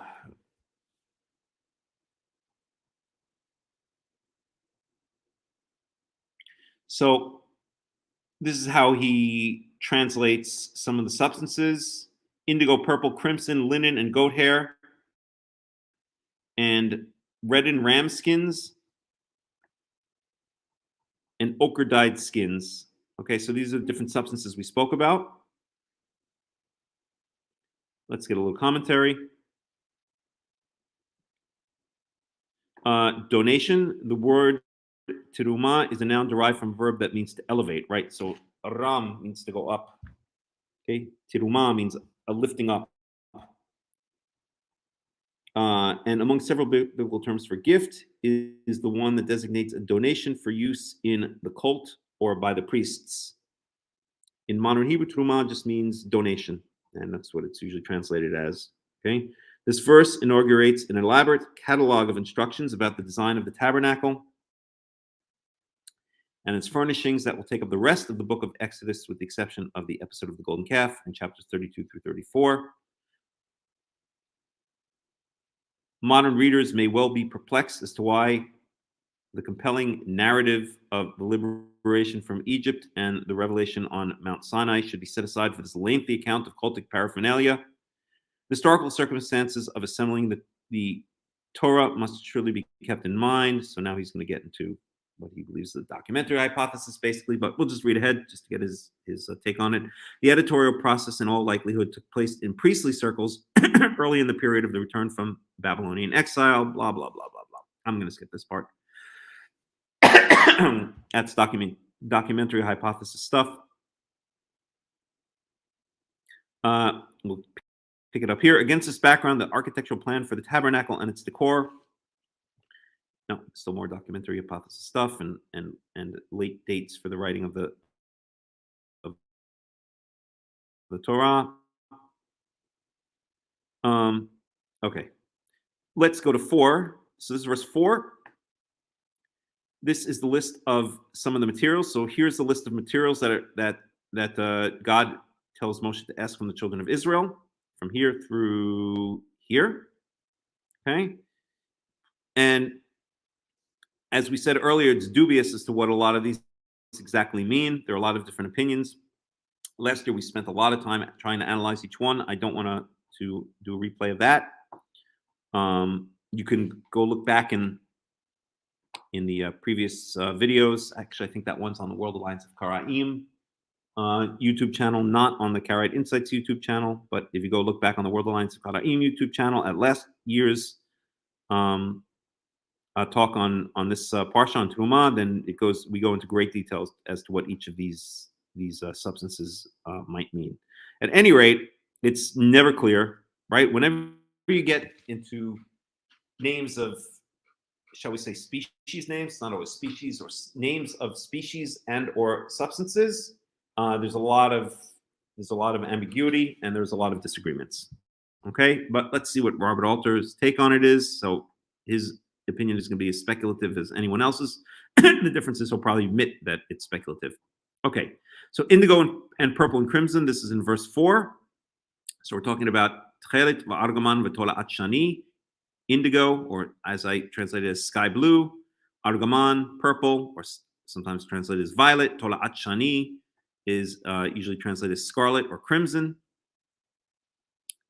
And these, at any rate, are the ends of the spectrum reflected by these color words.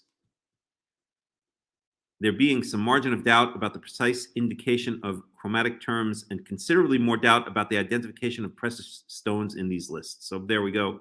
Typical Robert Alter, he's going to be honest and he's going to admit that nobody really knows what these substances mean, okay? So the first two colors indicate dyes extracted from a species of murex and a Phoenician manufacturer. Possibly.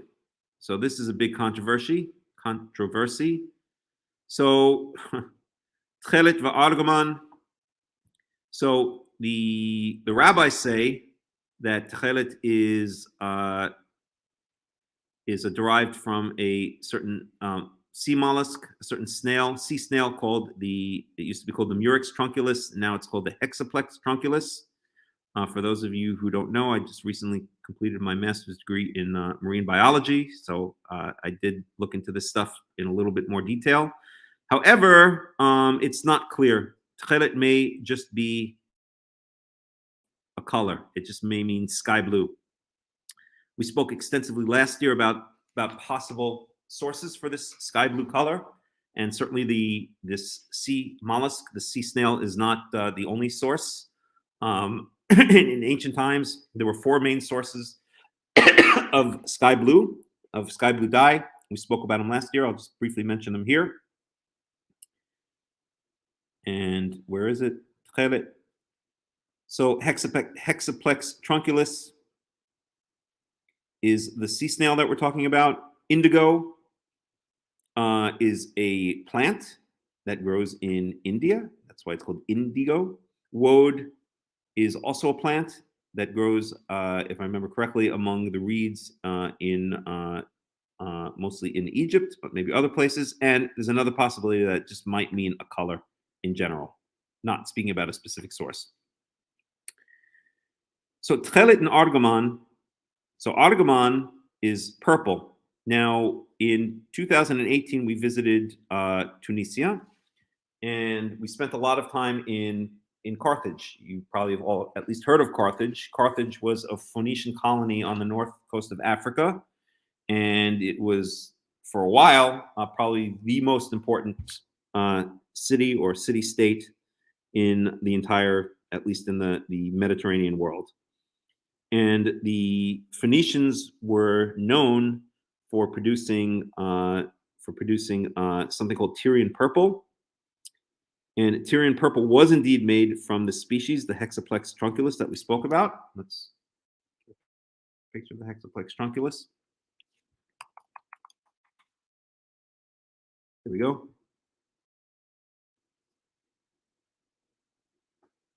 Oops.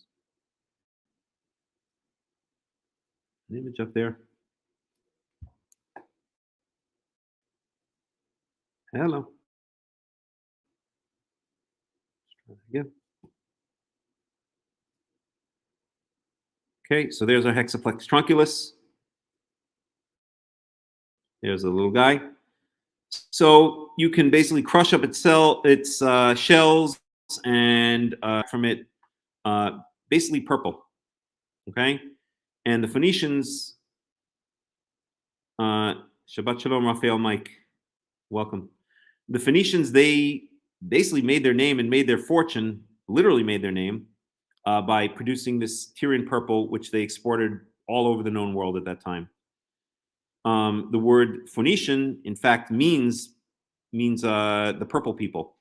That's how famous they were. That's how well known they were for producing this purple from the Hexaplex trunculus. And it was used. There's a whole history of it. It's a fascinating history. I don't remember it all now. I'd have to go back and look at all my notes and stuff like this. But basically, it was considered extremely expensive and shall we say royal or exalted color when used for dyes. In some societies, I think in later Roman society, if I remember correctly, it was actually illegal on pain of death for anyone but nobles to dye their clothes with this color. It has an enormous history. And the Phoenicians, so the word Phoenician is ultimately, most people think, related to the Greek word for purple, which in turn is related to the ancient Greek word for blood. And so the Phoenicians were known worldwide, or at least Mediterranean worldwide, for producing this purple dye from the Hexaplex or the Murex trunculus. Okay, so it's entirely possible that when it mentions argamon here, that it's speaking about the specific dye created by this Murex, by this Hexaplex trunculus. However, not necessarily so. The Phoenicians were not really active. So Carthage was founded, if I remember correctly, in about the 800 BC, and about the 800 BCs or something along those lines. And I don't know if the Phoenicians had already been producing. I don't remember. I'd have to look back again at my notes, but I don't think the Phoenicians were producing large scale the purple dye at that point. They might have been. At any rate, this purple dye is usually called Tyrian purple, based on the city Tyre, which is in modern day Lebanon, mentioned many times in the Tanakh as the city of Tzor, Tyre. And Tyrian purple, and the Phoenician, it was eventually a Phoenician city, right? The Phoenicians took over the coastal area of Israel, and they were also known as the Sea Peoples, and they had a number of very well-known cities on the coast of what is current day Israel and Lebanon, up and down the coast. And Tyre was one of the major cities, if not the major city. Then there was Sidon, mentioned also many times in the Tanakh as Sidon. There's Byblos, which was mentioned. I can't remember what Byblos was called in the Tanakh. Let's look it up. Byblos.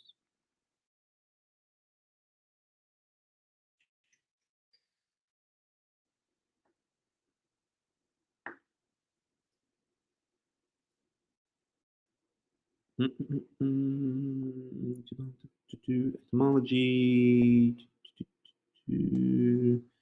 history. In the Hebrew Bible is Gival.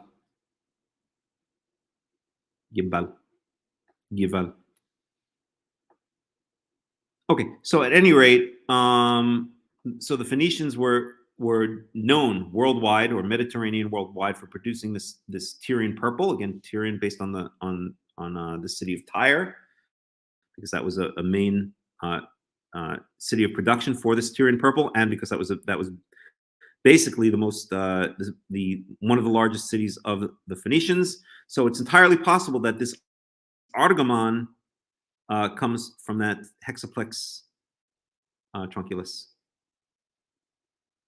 but not necessarily. Again, it's all speculative. So then the rabbis claim that the techelet also comes from the hexaplex trunculus, from this snail dude here, this little guy here, and that it can be produced by slightly different means of production to extract, instead of a purple dye, to extract a dark or a sky blue dye. And so the rabbis say that techelet must be produced from the hexaplex trunculus, and that any blue dye produced from a source other than hexaplex trunculus does not count as techelet. Again, that might be true, but is not necessarily true. First of all, the hexaplex trunculus was not known for its production of sky blue, of techelet. It was known for its production of purple. The the Phoenicians rarely, or perhaps never, used the hexaplex trunculus to produce sky blue. So it's very dubious. It's very doubtful. But that's what the rabbis say. However, there were known sources of sky blue in ancient times, and these are some of the ones I mentioned here. Okay, right here. Maybe I should blow this up. Okay, so other sources of sky blue are indigo, which is a plant, woad, which is a plant, and I should actually add one more thing here, which is lapis lazuli.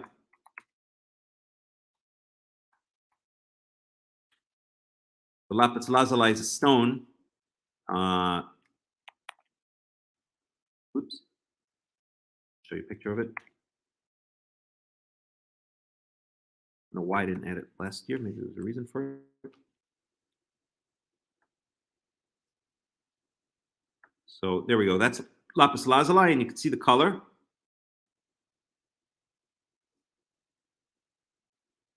It is believed to be one of the stones that goes in the Choshen Mishpat, that goes in the, I forgot how to say Choshen Mishpat in English. They usually translate it in the breastplate of the Levites, but you can see the color here, right? If I blow it up, right? So it's dark blue. So that was another, I think I spelled it wrong. It's a lapis, not lapis. Lapis lazuli. Let me just make that correction. Lapis lazuli I did. Okay. So those were other known sources of blue dye in ancient times. So, and they were much more popular than the hexaplex trunculus, which again was not hexaplex trunculus, again being our little snail friend, which was not known at all for producing techelet, for producing dark blue, but however was known for producing purple or argamon. So we spoke about this again extensively last year. Exactly. There are plenty of other sources to get the colors from. And another possibility is that the word techelet just means a color, like blue. And that it could come from any source. And that's actually what many Karaites that I've been in contact with believe. Iffy on that one, to be honest. I used to believe that 100%, but I've since kind of revised my opinion somewhat, because I see that some of the other substances that are mentioned here are clearly from specific animals. So, for instance, tola'at shani, which is usually translated as crimson, actually means worm crimson, and the word tola'ah means worm in biblical Hebrew. And I think we spoke about it last year. We'll speak about it in a second. It's not actually from a worm. It's from something called the scale bug. They believe that it was crushed and crimson dye was produced from it. But this would seem to imply that it's comes from a specific species, or at least a specific type of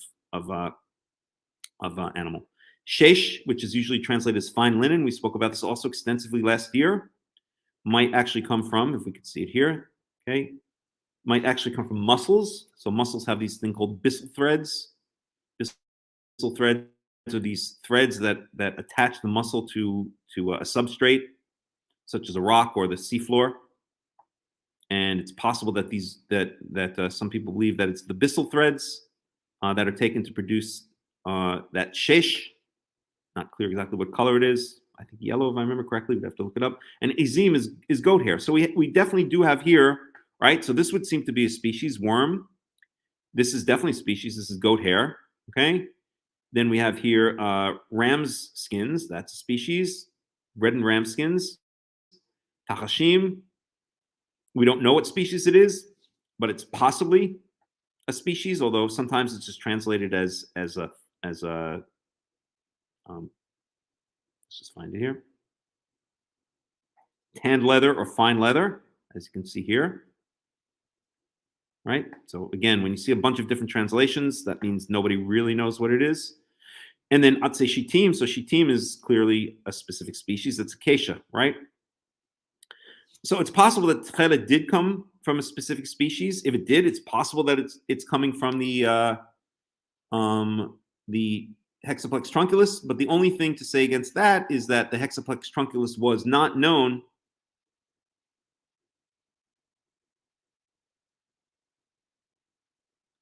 Right. Can't understand how that God, who doesn't want us to touch unclean or allow an unclean person to enter the temple, but unclean animal used in the building of his temple. Right. I don't know. It's, but it would clearly seem that is the case, and the most clear evidence for that would be this tola'at shani, since tola'ah means worm. So it definitely seems that it's produced from worms.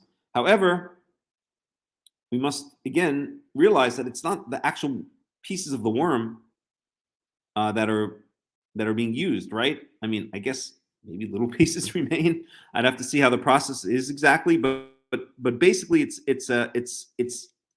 dye. It's a dye that comes out of it, right? So the dye would go into the in the case of the Hexaplex trunculus, I believe it's crushed up and left in the sun. And then it's placed in water, and then the water turns this dark purple. I don't remember the entire process. I'd have to look it up again. And then that's used as a dye. So it's not like we're taking worms and building, the curtains out of worms. We're using worm dye produced from worm to dye the curtains. So it's not exactly the same thing, right? It's not exactly the same thing. Anywho, we spoke about this very, very extensively last year, and I don't want to go down that route this year because we'll just end up speaking about it for hours. But let me just point out, and then we really do have to move ahead. This is what Robert Alter says about that. So he definitely does say, he seems to believe that the first two colors indicate dyes extracted from a species of murex, that's our little snail friend, and a Phoenician manufacturer. That's could very well be the case for the argamon, for the purple, but not, I don't think, for the blue. The third is a dye derived from the eggs of scale insects. That's the tola'at shani, tola'ah worm, but really scale insects found on oak trees. We spoke about the process and the dye last time extensively.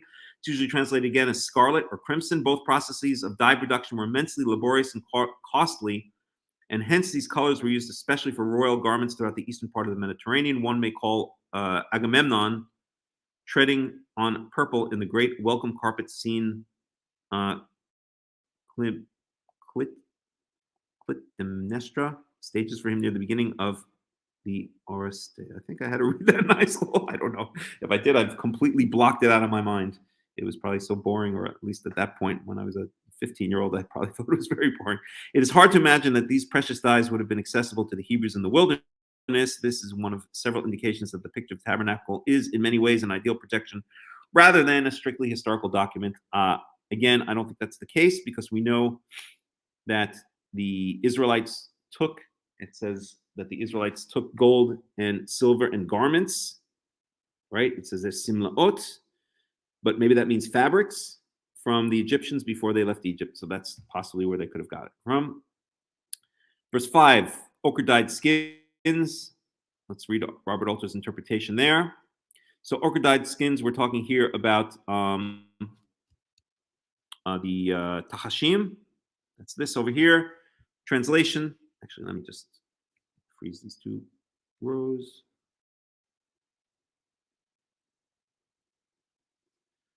Okay, so translation, Tachashim, nobody really knows, right? And these are the various possibilities that have been suggested. Dolphin, dugong, seal, porpoise, these are all sea mammals. Goat, badger, tan leather, fine leather, blue skins. Okay, so let's see what Robert Alter has to say about that one. And he says, ochre-dyed skins. Many translations interpret the Hebrew tachashim as dolphins or dugongs, but a more plausible connection has been made with an Akkadian term that indicates a yellow or orange dye. That would be in keeping with the focus on brilliantly dyed stuff in the previous verse. Ochre. I don't even know what color ochre is, but let's look it up.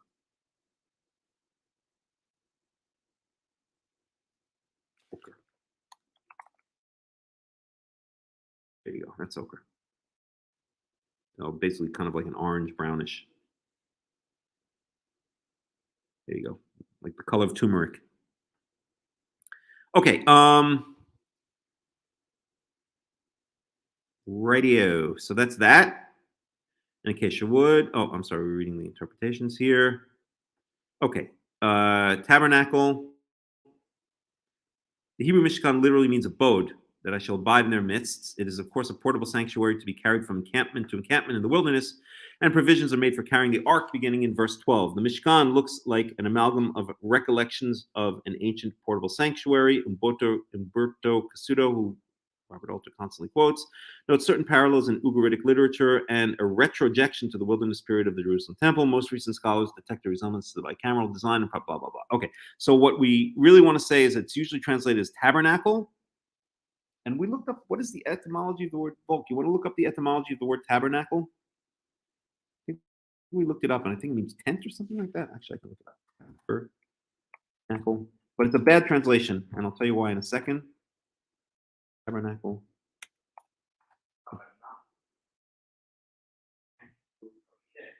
Derived from the Latin tabernaculum, meaning tent or hut.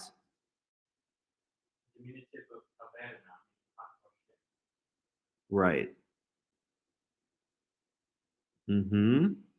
So it's the diminutive of tabernum. Taberna, which is like a tavern. Taverna. Meaning what? Hut or shed or cabin. Okay. So it's a really bad translation. Okay. Yes, it is a hut or tent or a cabin, but the Hebrew word mishkan, as it says here, let's even read this sentence. The Hebrew word mishkan implies dwell, rest, or to live in. In Greek, including the Septuagint, is translated as skinne, itself a Semitic loanword meaning tent. Okay, so really, dwelling place would be a much better translation than tabernacle, which just means tent. Okay. Any rate, Robert Alter says it is, of course, a portable sanctuary to be carried from encampment to encampment in the wilderness, and provisions are made for carrying the ark, beginning in verse 12. The Mishkan, oh, we read this already. Okay, verse 12. And I don't even think we got up to verse 12 yet, did we? Yes, we did.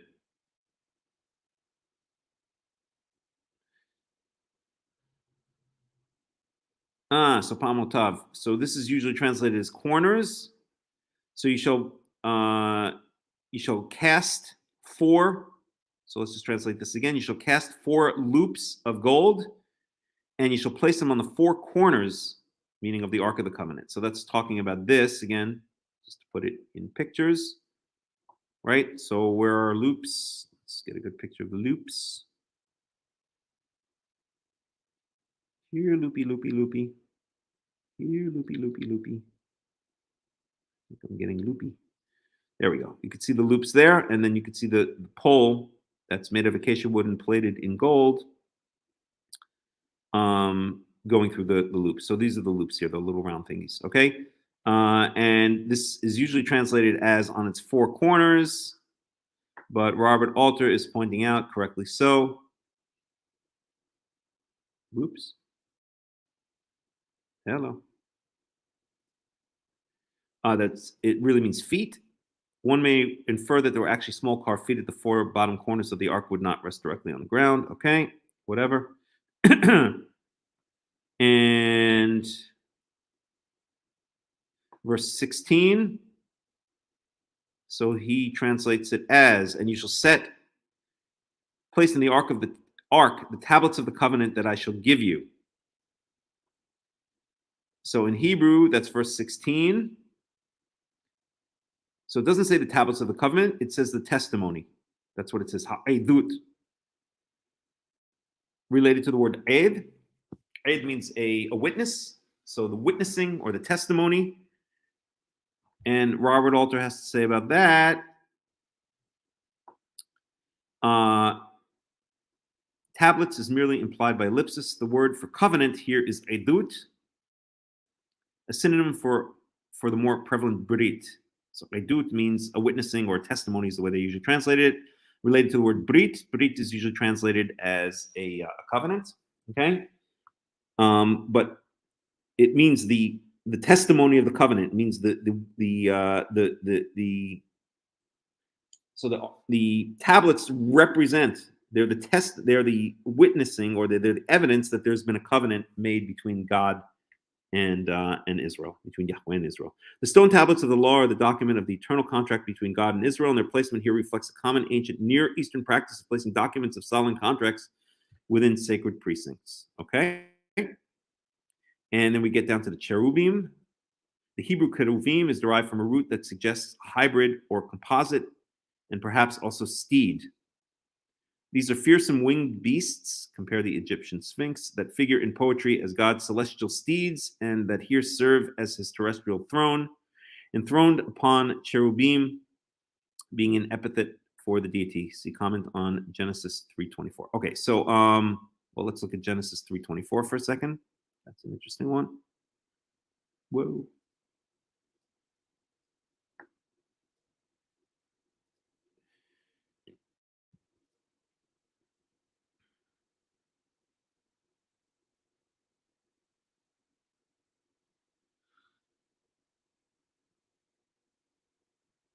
So when Adam and Eve are thrown out of the Garden of Eden, Yigaresh et ha'adam, so he ejected the humans, or Adam, wa yashkin kedem leran Eden, and he had him dwell, or made him dwell, to the east of the Garden of Eden, east of Eden. I'm sorry. He didn't make him dwell. And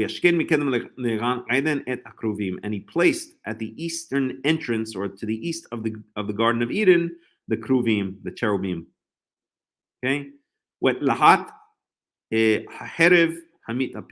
So this is usually translated as the flaming rotating sword, or the blades of the rotating sword, or something like that. Basically, it's these really, I guess, kind of scary angels with some kind of like a ninja kind of sword thing going on, so that they don't go back in the Garden of Eden.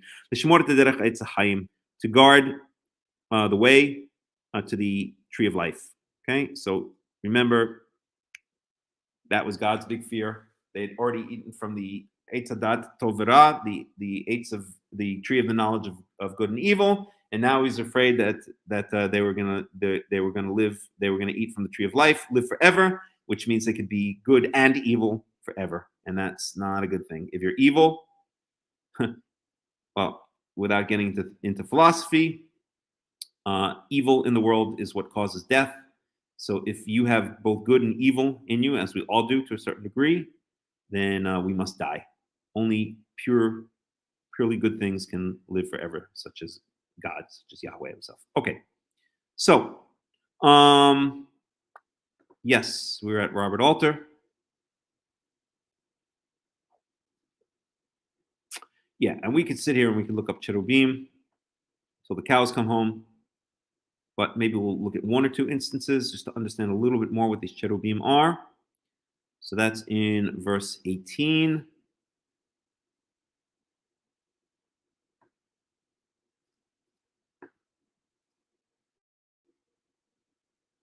So we saw that the cherubim were stationed at to the east of Eden to prevent Adam and Eve from returning and eating from the tree of life.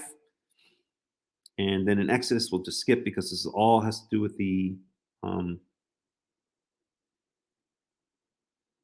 building of the covenant of the dwelling place, the tabernacle. So let's find another one. Here we see that God is speaking from between the two cherubim. And let's look here. 1 Samuel 4:4. So 1 Samuel 4.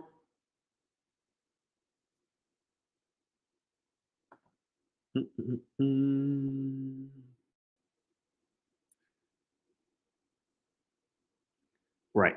So this is where the Philistines capture the ark, and it goes on a little bit of a journey. And it says here, I'm not going to get into the whole story. וישלח העם שילה, ויעשו משם את ארון ברית יהוה, צבאות יושב קרובים.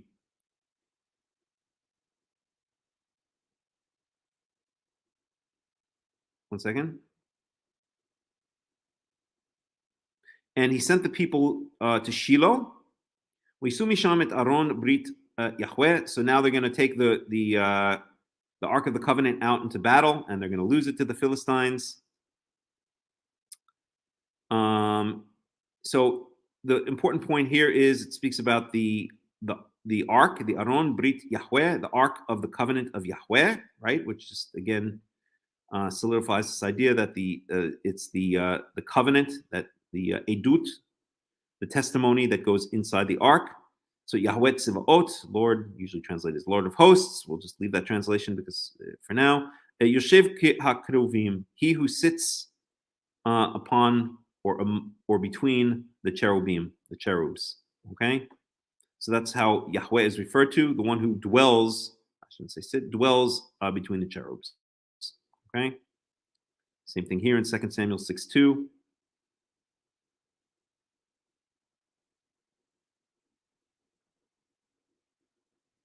Let's find one that's a little bit later on in one of the later prophets.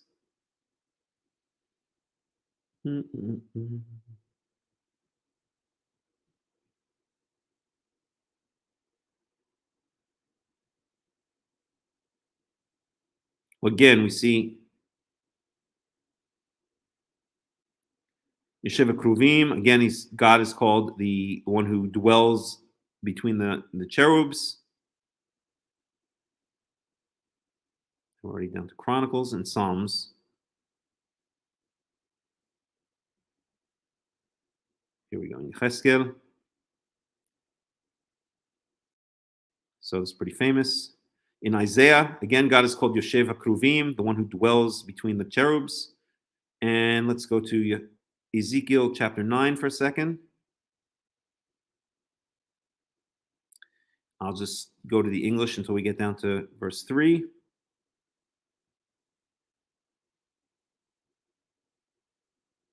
So then I heard him call out in a loud voice, "Bring near those who are appointed to execute judgment on the city, each with a weapon in his hand." And I saw 6 men coming from the direction of the upper gate. So this is part of Yecheskel's vision, Ezekiel's vision, at the beginning of the book of Ezekiel, which faces north, each with a deadly weapon in his hand. With them was a man clothed in linen who had a writing kit at his side. They came in and stood beside the bronze altar. Now the glory of God, of the God of Israel went up from above the cherubim where it had been and moved to the threshold of the temple, etc., etc. Okay? So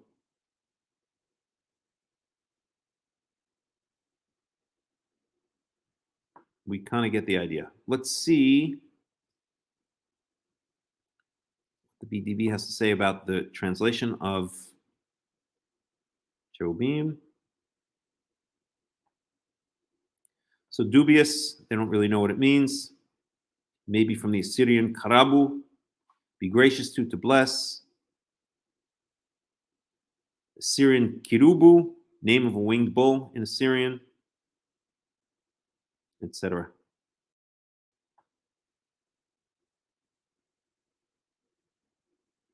Okay.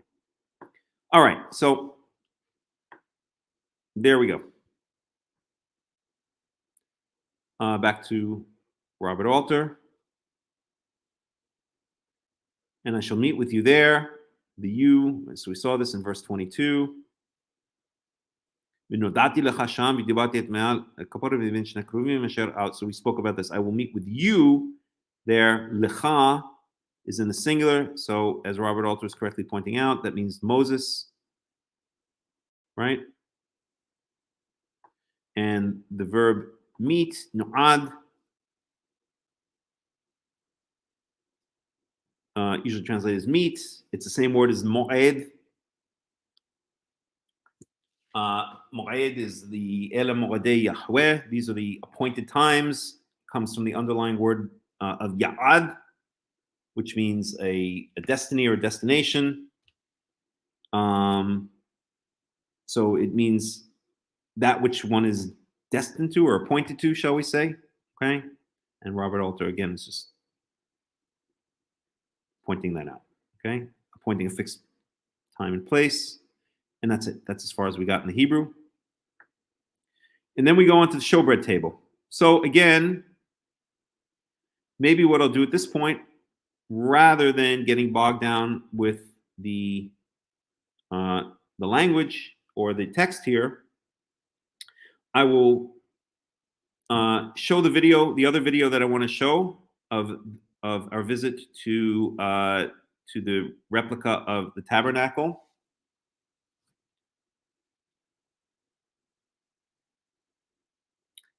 And I've got to figure out how to do this for 1 second. I think I was able to open it here. Let's see, open file. Give me 1 second here. Desktop, Torah.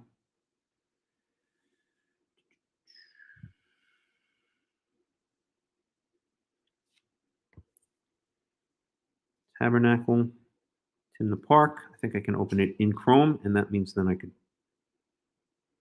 cast it. 1 second here.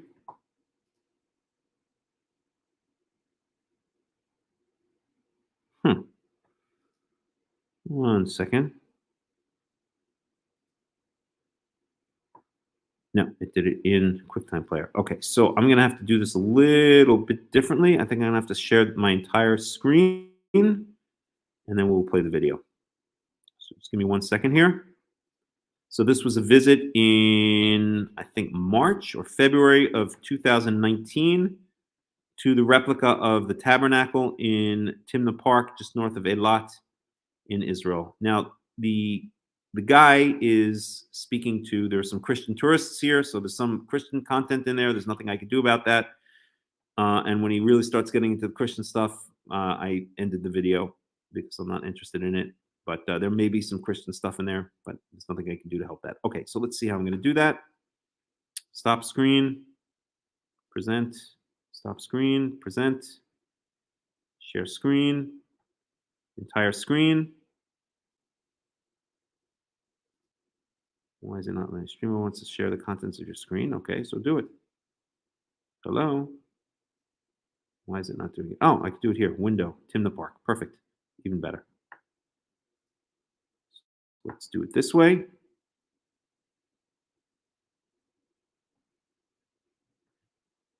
And QuickTime. And now I will start the video. It's about a 30-minute video. Enjoy. 出来3个月以后， At Mount Sinai, Moses receives a very important commandment.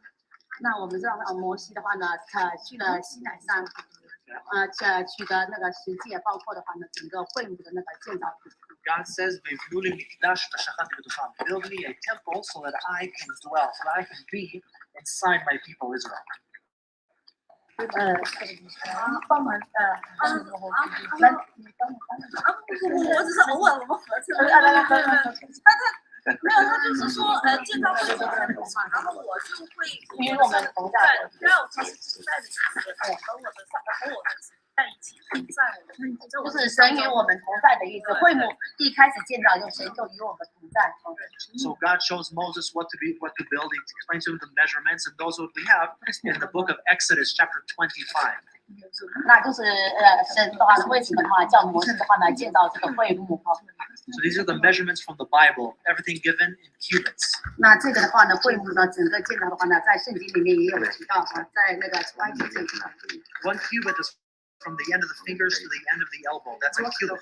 对，那它的就是长啊，都是以轴的，就是名称来命名的。 It's about 40 to 50 centimeters. 它这个是40乘40。 So that's what I'll be using inside, because that's what the Bible uses to describe the size of the place. 那我们的话呢，就是整个会幕的建造的话呢，都是根据圣经里边所提到的，按照他们的整个1:1的那个比例建造。 So the tabernacle is built from a donation that's given from all the tribes. All the tribes of Israel, all the 12 tribes. Tribe. Levi, Simon, Judah. 哦，就是每个就是支派。 So the tribe of Levi is in charge of the work at the tabernacle. 那他说利未支派的话呢，就是服侍呢，这个是会幕的。 Okay? They're in charge of taking it apart and putting it back together, because this is portable. It's moving in the desert with them. It's made to be taken apart and moved to a new place. 哦，他们就是带他们去新的地方 ，new place， 就是带他们离开。 他们的，比如说他们要去另外一个地方，会幕也要跟着移动啊。 And from in the Levi tribe, God chooses the priests. 利未支派，他Priests like Aaron. Aaron was the high priest. 对，他就是那个亚伦是最高的祭司。 And they're in charge of the sacrifices and the offerings. Okay, so if somebody had a sacrifice, they bring it to the gate of the tabernacle and give it to the priest, and he does the work. Simply, too much I can't translate. If you have a sacrifice, sacrifice 它是一个洁净的， you bring the sacrifice to the priest. 那如果的话，你要进会幕的话呢，首先我们要先洁净自己。 And the priest would do the work. The priest would kill the animal for you. 那对，献祭，献祭。 So let's continue talking about that inside. We can see. OK， 那我们的话呢，现在的话呢，进入。 I'm guessing I'm going to end up making this very simple because she's having a hard time joining. So why don't you stand next to me when we move from place to place? I'll give you more details. Okay, excellent. So first of all, it says that there were 8,580 Levites between the ages of 30 and 50 that are in charge of the work. They were divided into 3 families of the Levites. The Koch family, which is living on the south, that's where the priests, the Kohanim, came out of. The Gershon family living on the west, and on the north, we have the families. They're all in charge of the work. Every family had a different thing. And the 8,500, that's from the count in Numbers, in the book of Numbers, and Bamidbar? I believe so. Yeah. Okay. That's not the number of all tribes. That's the number of the people actually working. The holy items are carried by the Koch family.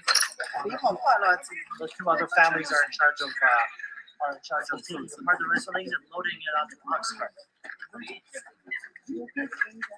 So the courtyard, I'll say that in a second, but the altar is near the gate. It was made out of acacia wood, covered with copper. It was 5 cubits by 5 cubits by 3 cubits high. Yep.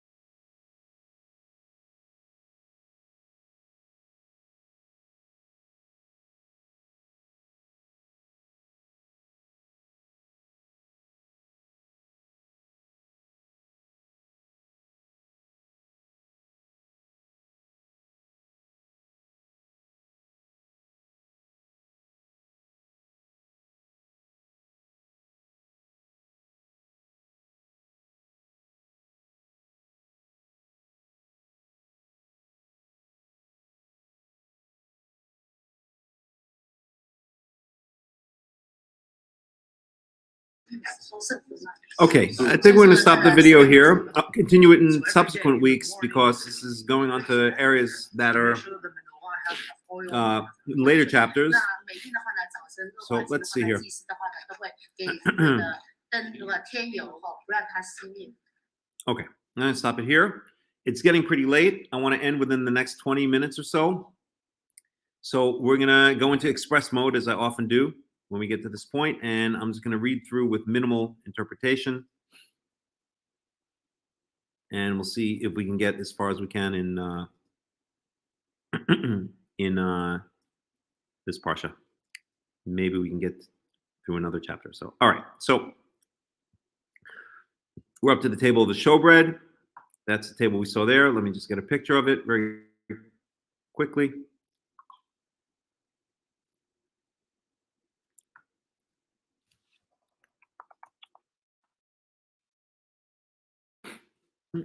There we go. Good enough. Okay. Maybe this one's better. Table of the showbread. And we're in Exodus 25:23. We masita shulhan se shitim ematayim arko wa'ama rahbo wa'ama wahatsi komato. So those are dimensions. It's shorter than the ark. The ark was 2.5 by 1.5 by 1.5. This is 2 by 1 by 1.5. Watsipito to zahav tahor wa'asito lo zero zahav saviv. So this is also made out of gold. Remember, the closer it is to the inner sanctuary, the more gold is going to be used. As we get further out, it's going to be more silver and then more copper. Verse 25, wasitalo, misgeret, tofah saviv. Wasita zer zahav lemisgarto saviv. So tofach is another measurement, usually translated as a handbreadth. I think it's from here to here, if I'm not mistaken. Verse 26, wasitalo arba tabaot zahav win natata it tabaot al arba tabaot asher le arba regalau. So you shall make 4 rings of gold, just like in the Ark of the Covenant, and you place on the 4 corners, which are on the 4 legs. All right, so that's this over here. You can see it right there. You can see where the rings are, and then it's going to have the poles going through the rings again.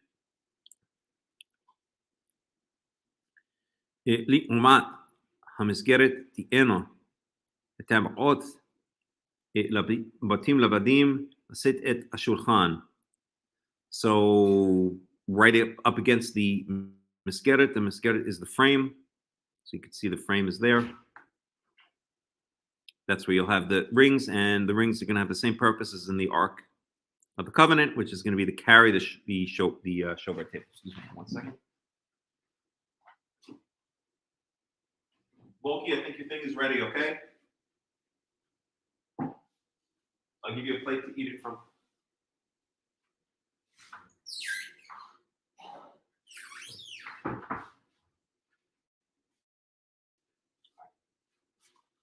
Sorry about that.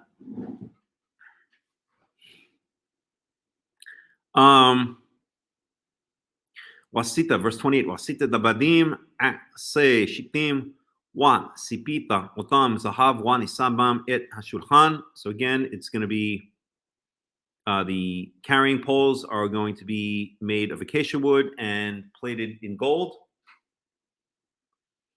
Wasita rotav hapotav kishotao nikotao asher yusach bahem zahav taor v'taseotam.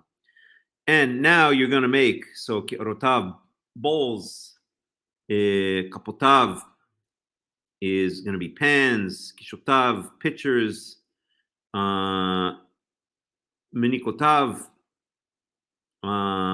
is going to be I think they translate it as cleaning shovels or something like that. So these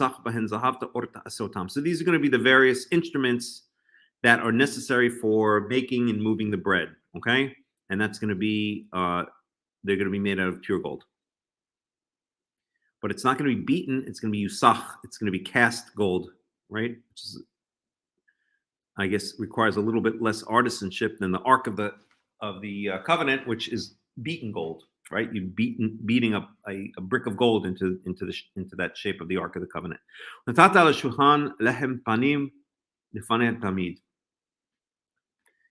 And you'll place on the table lechem panim. They usually translate as showbread, but literally it means bread before my face, I guess you could say. Here they translate bread of the presence, lifanai tamid. Let's see what Robert Alter has to say about that one. 29.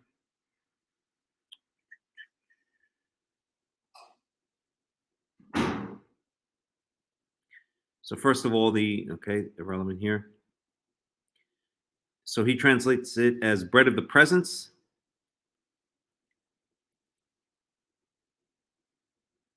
Bread of the presence. And he says about it, literally face, a word often used to designate presence for royal or divine figures. So it doesn't translate as showbread, but bread of the presence. Okay.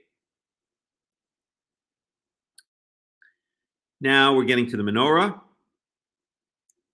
which is also going to be in the inner sanctum, but not the inner sanctum.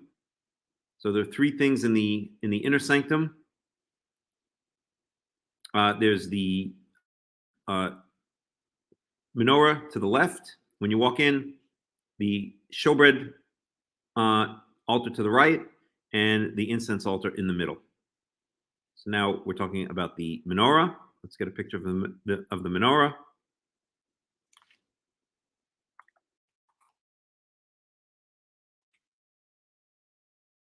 Oops. So there we go. Okay, that's what the menorah is going to look like. Verse 31. Wasita menorah zahav ta'or miksha aseh hamenorah. So this time you're going to make the menorah again from pure gold, which is beaten. So like the ark cover, it's going to be beaten from a single block of gold. Taseh menorah yerecha uqana giva'eha v'kaftoreha pracheha mimena iu. So all of its parts, yerech is its main part. Iqana, its branches, its bowls, knobs, flowers. I'm just picking up the translations here because it's hard to find the exact right English words. Mimena iu shall be from that one block of gold. So basically, this entire menorah that you see here is beaten out from a single block of gold. That's the idea. Okay, so again, gold beaten out from a single block requires a lot of gold. Very, very. It's not even acacia wood again. It's not plated. It's not acacia wood that's plated. It's pure gold.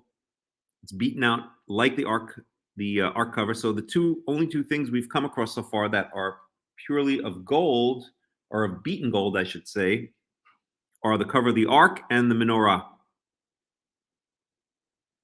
Right? The showbread altar is acacia wood covered in gold.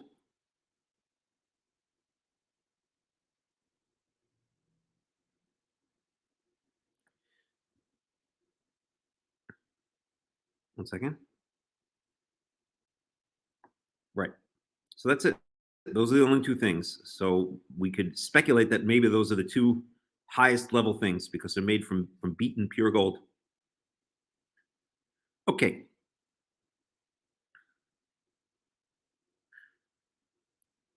וששישה קונים יוצאים מצידיה, שלושה קני מנורה מצידה האחד, ושלושה קני מנורה מצידה השני. So 6 kanim is branches are going to come out to its sides, 3 on one side, 3 on the other side, basically is what it's saying, paraphrasing. Okay, as we see in the picture.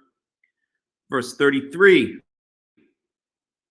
So in Exodus chapter 25:33, שלושה גביעים משוקדים בקנה האחד, כפתור ופרח, שלושה גביעים משוקדים בקנה אחד, כפתור ופרח.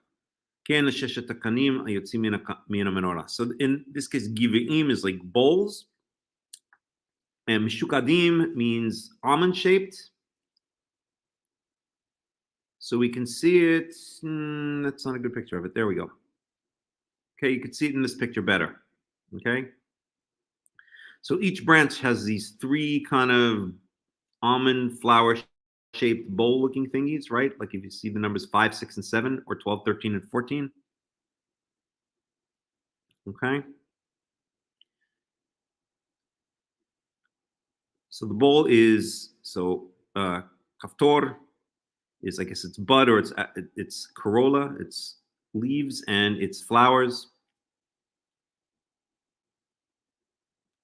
Verse 34, במנורה 4 גביעים משוקדים.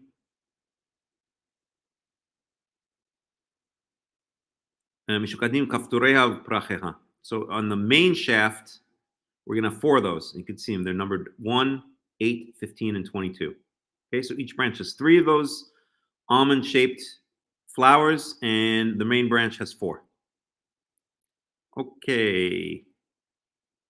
Verse 35. וכפתור תחת שני הקנים ממנה, כפתור תחת שני קנים ממנה, וכפתור תחת שני קנים ממנה לששת הקנים היוצאים מן המנורה. So that's speaking again about another 3 of these.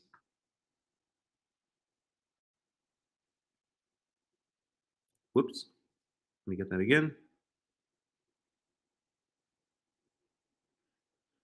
So this kaftor, which they're translating here as a knob. So basically, it's at the points where the you don't really see it too well in this picture. You actually see it better in this picture, right? So these are the knobs. These 3 things that you see going up the main shaft here, right? That's where the branches come out of, those 3 knobs. Okay. All right. Verse 36.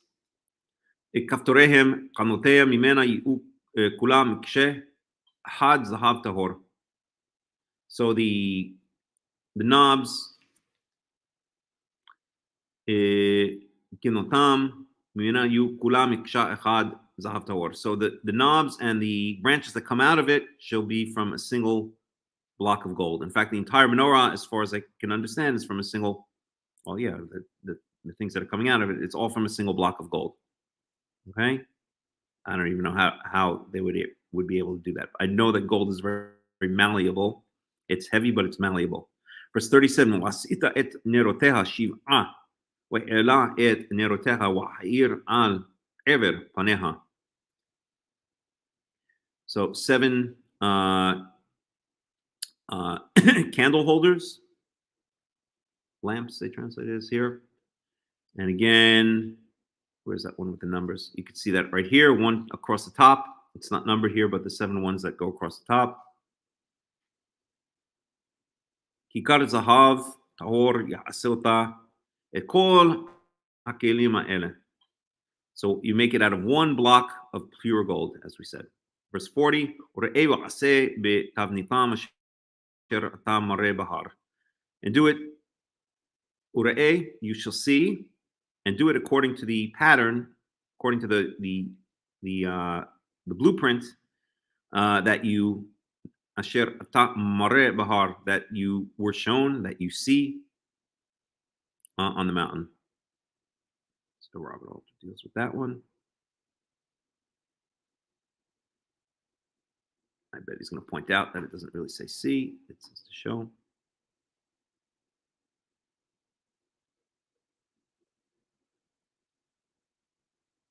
So we'll just read this comment here of Robert Alter. Rashi comments here to tell us that Moses had difficulty with the fashioning of the lampstand until the Holy One showed him a lampstand of fire. Okay, whatever. It is in fact no easy task to reconstruct the actual design of the lampstand from these verbal instructions. The priestly writer himself may have been aware of this difficulty and thus emphasizes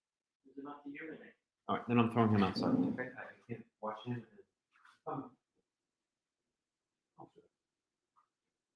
You are being a very little naughty kitty cat. You are very naughty. Go.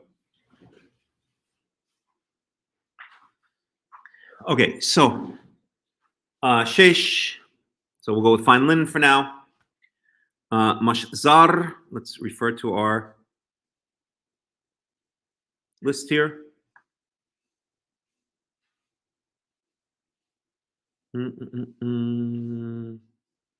Mashzar means woven, I guess. Right? Fine woven. Tchelet argaman tola'at shani. So these 10 curtains are going to be made out of what? So it's going to be the fine linen, fine woven linen, the dark blue, the purple, the crimson, and they're going to have kruvim maqseh choshev ta'asotam, and they're going to have these cherubs on them. Okay, as we saw in that first video we watched. Verse 2, Orech hayiri'ah ehad shmoneh wa'esrim ba'ama ve'rohav arba' ba'ama hayiri'ah ehad midah ehad lechol hayiri'ot. So there's going to be 10 of them, and the size is going to be 18 cubits. 18 times 1.5 is 27 feet approximately. And so 27 feet high and 6 feet wide. And we can see that, picture that here, right? So you can see, okay. So we're talking about this inner one here, okay? Where it says fine twined linen. There we go. So there's 10 of those. They're linked together. Each one is 18 feet long and 6 feet wide. Okay. Verse 3. Hamesh yiriot ti'ena chovrot isha al achuta wa hamesh yiriot chovrot isha al achuta. So 5. Okay. So let me explain that a bit more. Actually, let me correct myself. So it seems, if I'm understanding this correctly, that there's going to be 5 are. One second here. So 5 are going to be linked together or sewn together, and 5 are going to be sewn together. Let's see if we can get a bit better picture of that, maybe. Maybe here. 1, 2, 3, 4, 5. No, I don't see it there exactly. All right, well, it'll become clear as we go on. Okay. Verse 4. ועשית לולאות תכלת על שפת יריעה אחד מקצה בחוברת, וכן תעשה בשפת היריעה הקיצונית במחברת השנית. Okay, so you shall make loops of tchelet, of dark blue, of sky blue, on the edge of one of each curtain. מקצה בחוברת, וכן on its edge, בחוברת, I think, to bind it to the other. וכן תעשה בשפת היריעה הקיצונית, and also you should do it on the final one, on the external one, במחברת השני. So basically what it's saying is you're going to make loops between each one.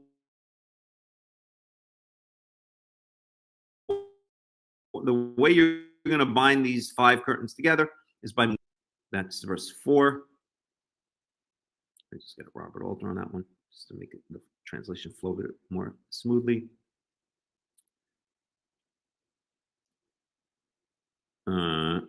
So 50, oh, no, that's not it. There we go. Verse 4. And you shall make indigo loops along the edge of the outermost panel in the set, and thus shall you do on the edge of the outermost panel in the other set. Okay, there we go. Verse 5.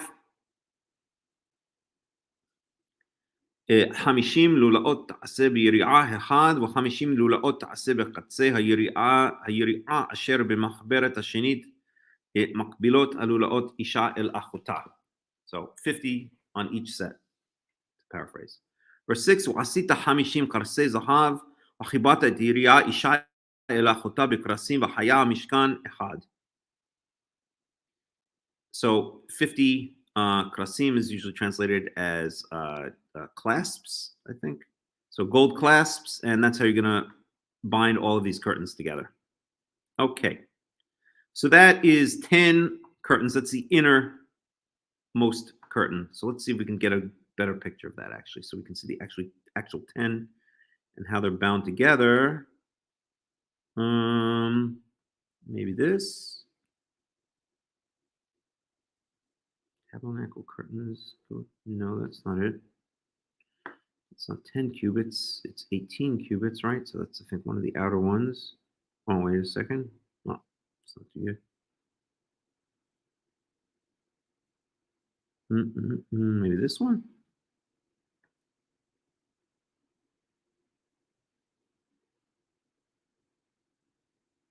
I don't know about that. This one? 1, 2, 3, 4, 5, 6, 7, 8, 9, 10. So there's 10 altogether. I'm not sure. I can't find a good one right here. So we'll just move on. Okay. Verse 7. So there's going to be different layers of curtains. Okay.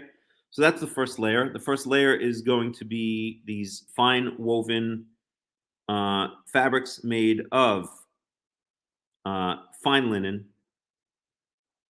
or perhaps, as we saw, ochre, dark blue, so orange, blue, purple, and crimson, perhaps. And there's 10 of them. And somehow they're bound together. I'd have to go back and remember exactly how, and the pictures are not 100% clear. But at any rate, that's the inner. So there's 4 layers, basically, that are going to go over the tent. Okay. Wasiti yiriyot qizim le'ohel al hamishkan ashte asrei yiriyot asotam. So now on the second layer is going to be goat skins, and there's going to be 12 of them. Orcha yiriya achad 30 ba'ama v'rochav 4 ba'ama yiriya echad mida echad le'ashte asrei yiriyot. Their dimensions are going to be a little bit different. So it's going to be 30 cubits, so that's 45 feet in length, and 6 feet in width. That's the same as the previous level. So I think I'm just going to read through, and then I think we're going to look at pictures. I think it's a better way to do it. Maybe I'll do a quick translation.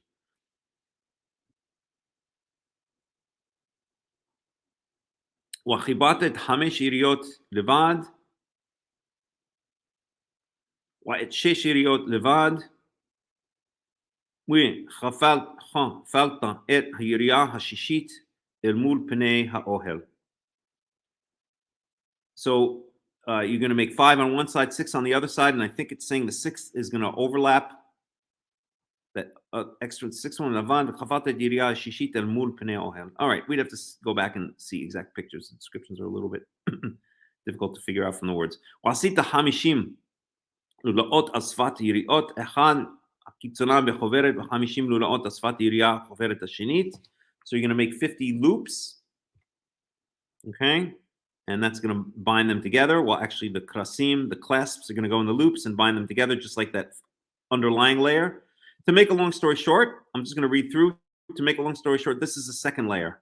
Okay, so let's see if we can get, maybe this is a good picture here. So you can see 4 layers, right? 1, 2, 3, 4. The underlying layer is the one that's yellow and kind of red.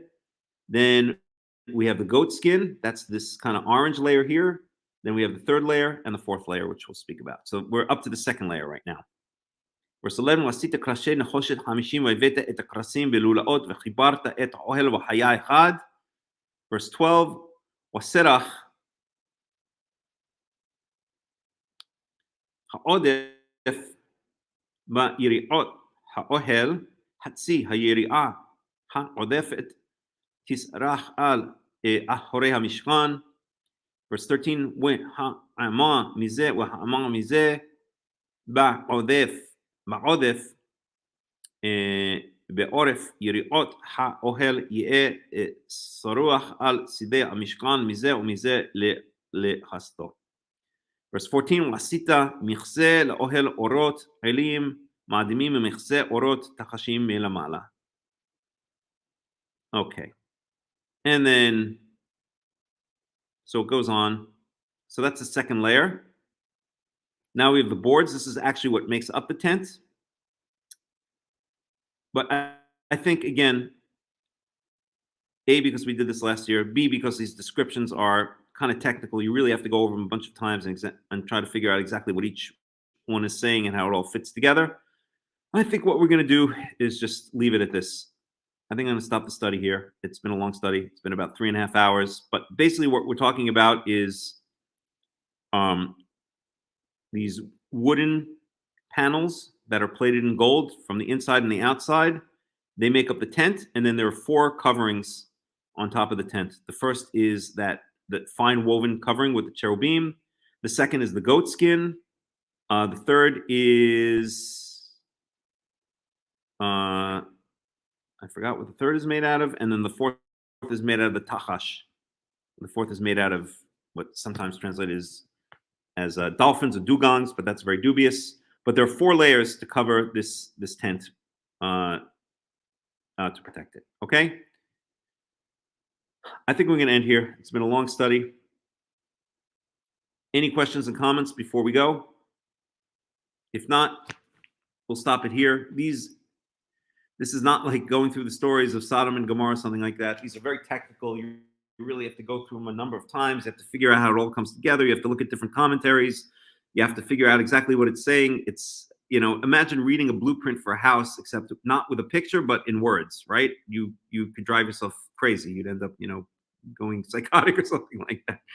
Well, I don't think anyone's going to go psychotic from reading descriptions of the building of the tabernacle, of the dwelling place, although I'm sure there's some who have.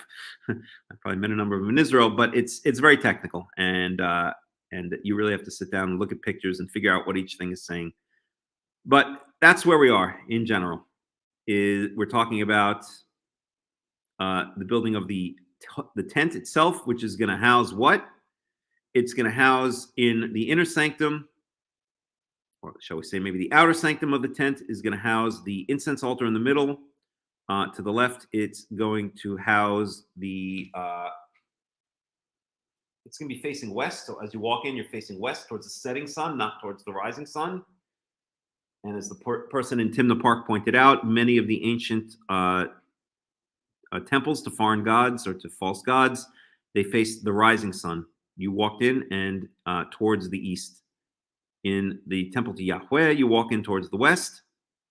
So if you're walking towards the west, then in the outer room to the left, to the south is going to be the menorah. To the right, to the north is going to be the showbread altar.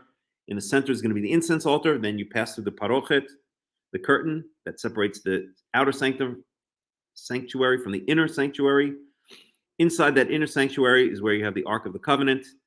On top of the Ark of the Covenant, you have the Ark cover. On top of on the Ark cover, you have the cherubs, the kruvim, the cherubim. And between the wings, or between their faces, is where God dwells, and his essence or his energy in this physical world emanates from that place. So with that, let's end it. Any questions, any comments before we finish up? If not, thank you for joining us, and hope to see you again.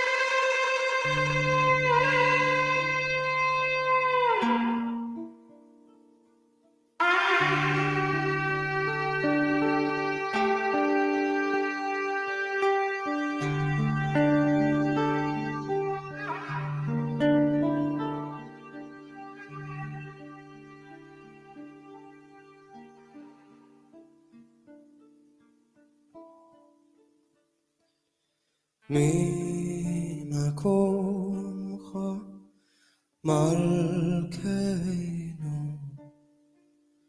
תופיע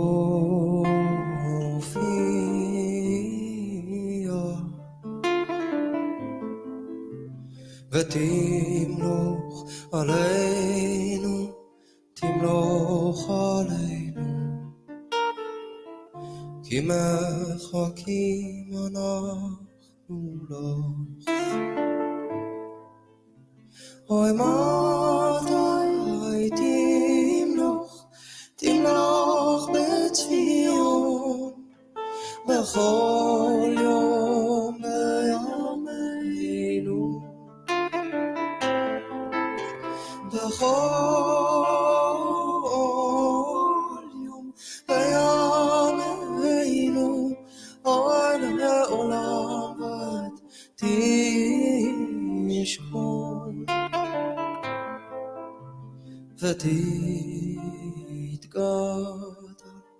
ותתקדש זוהי ירושלים עירך לדור ודור לדור ודור ולנצח נצח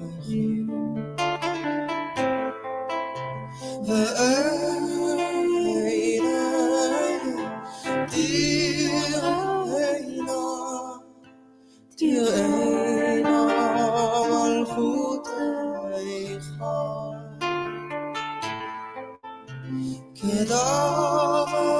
כדברנו בשירי עוזיך בשירי עוזיך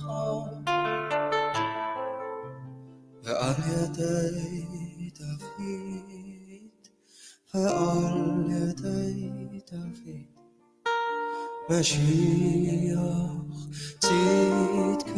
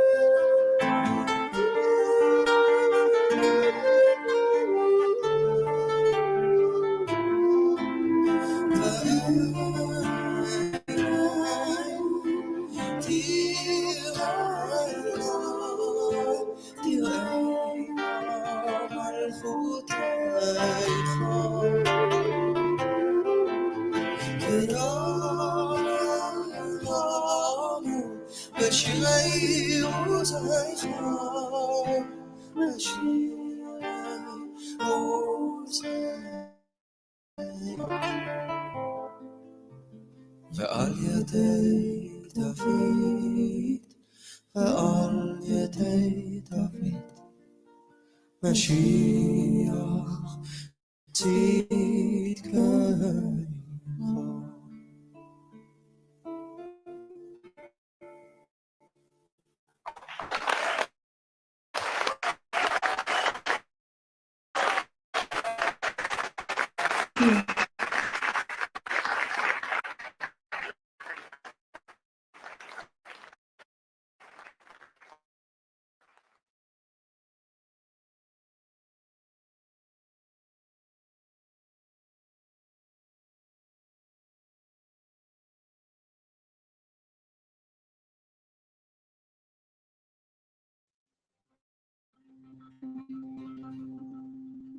מזמור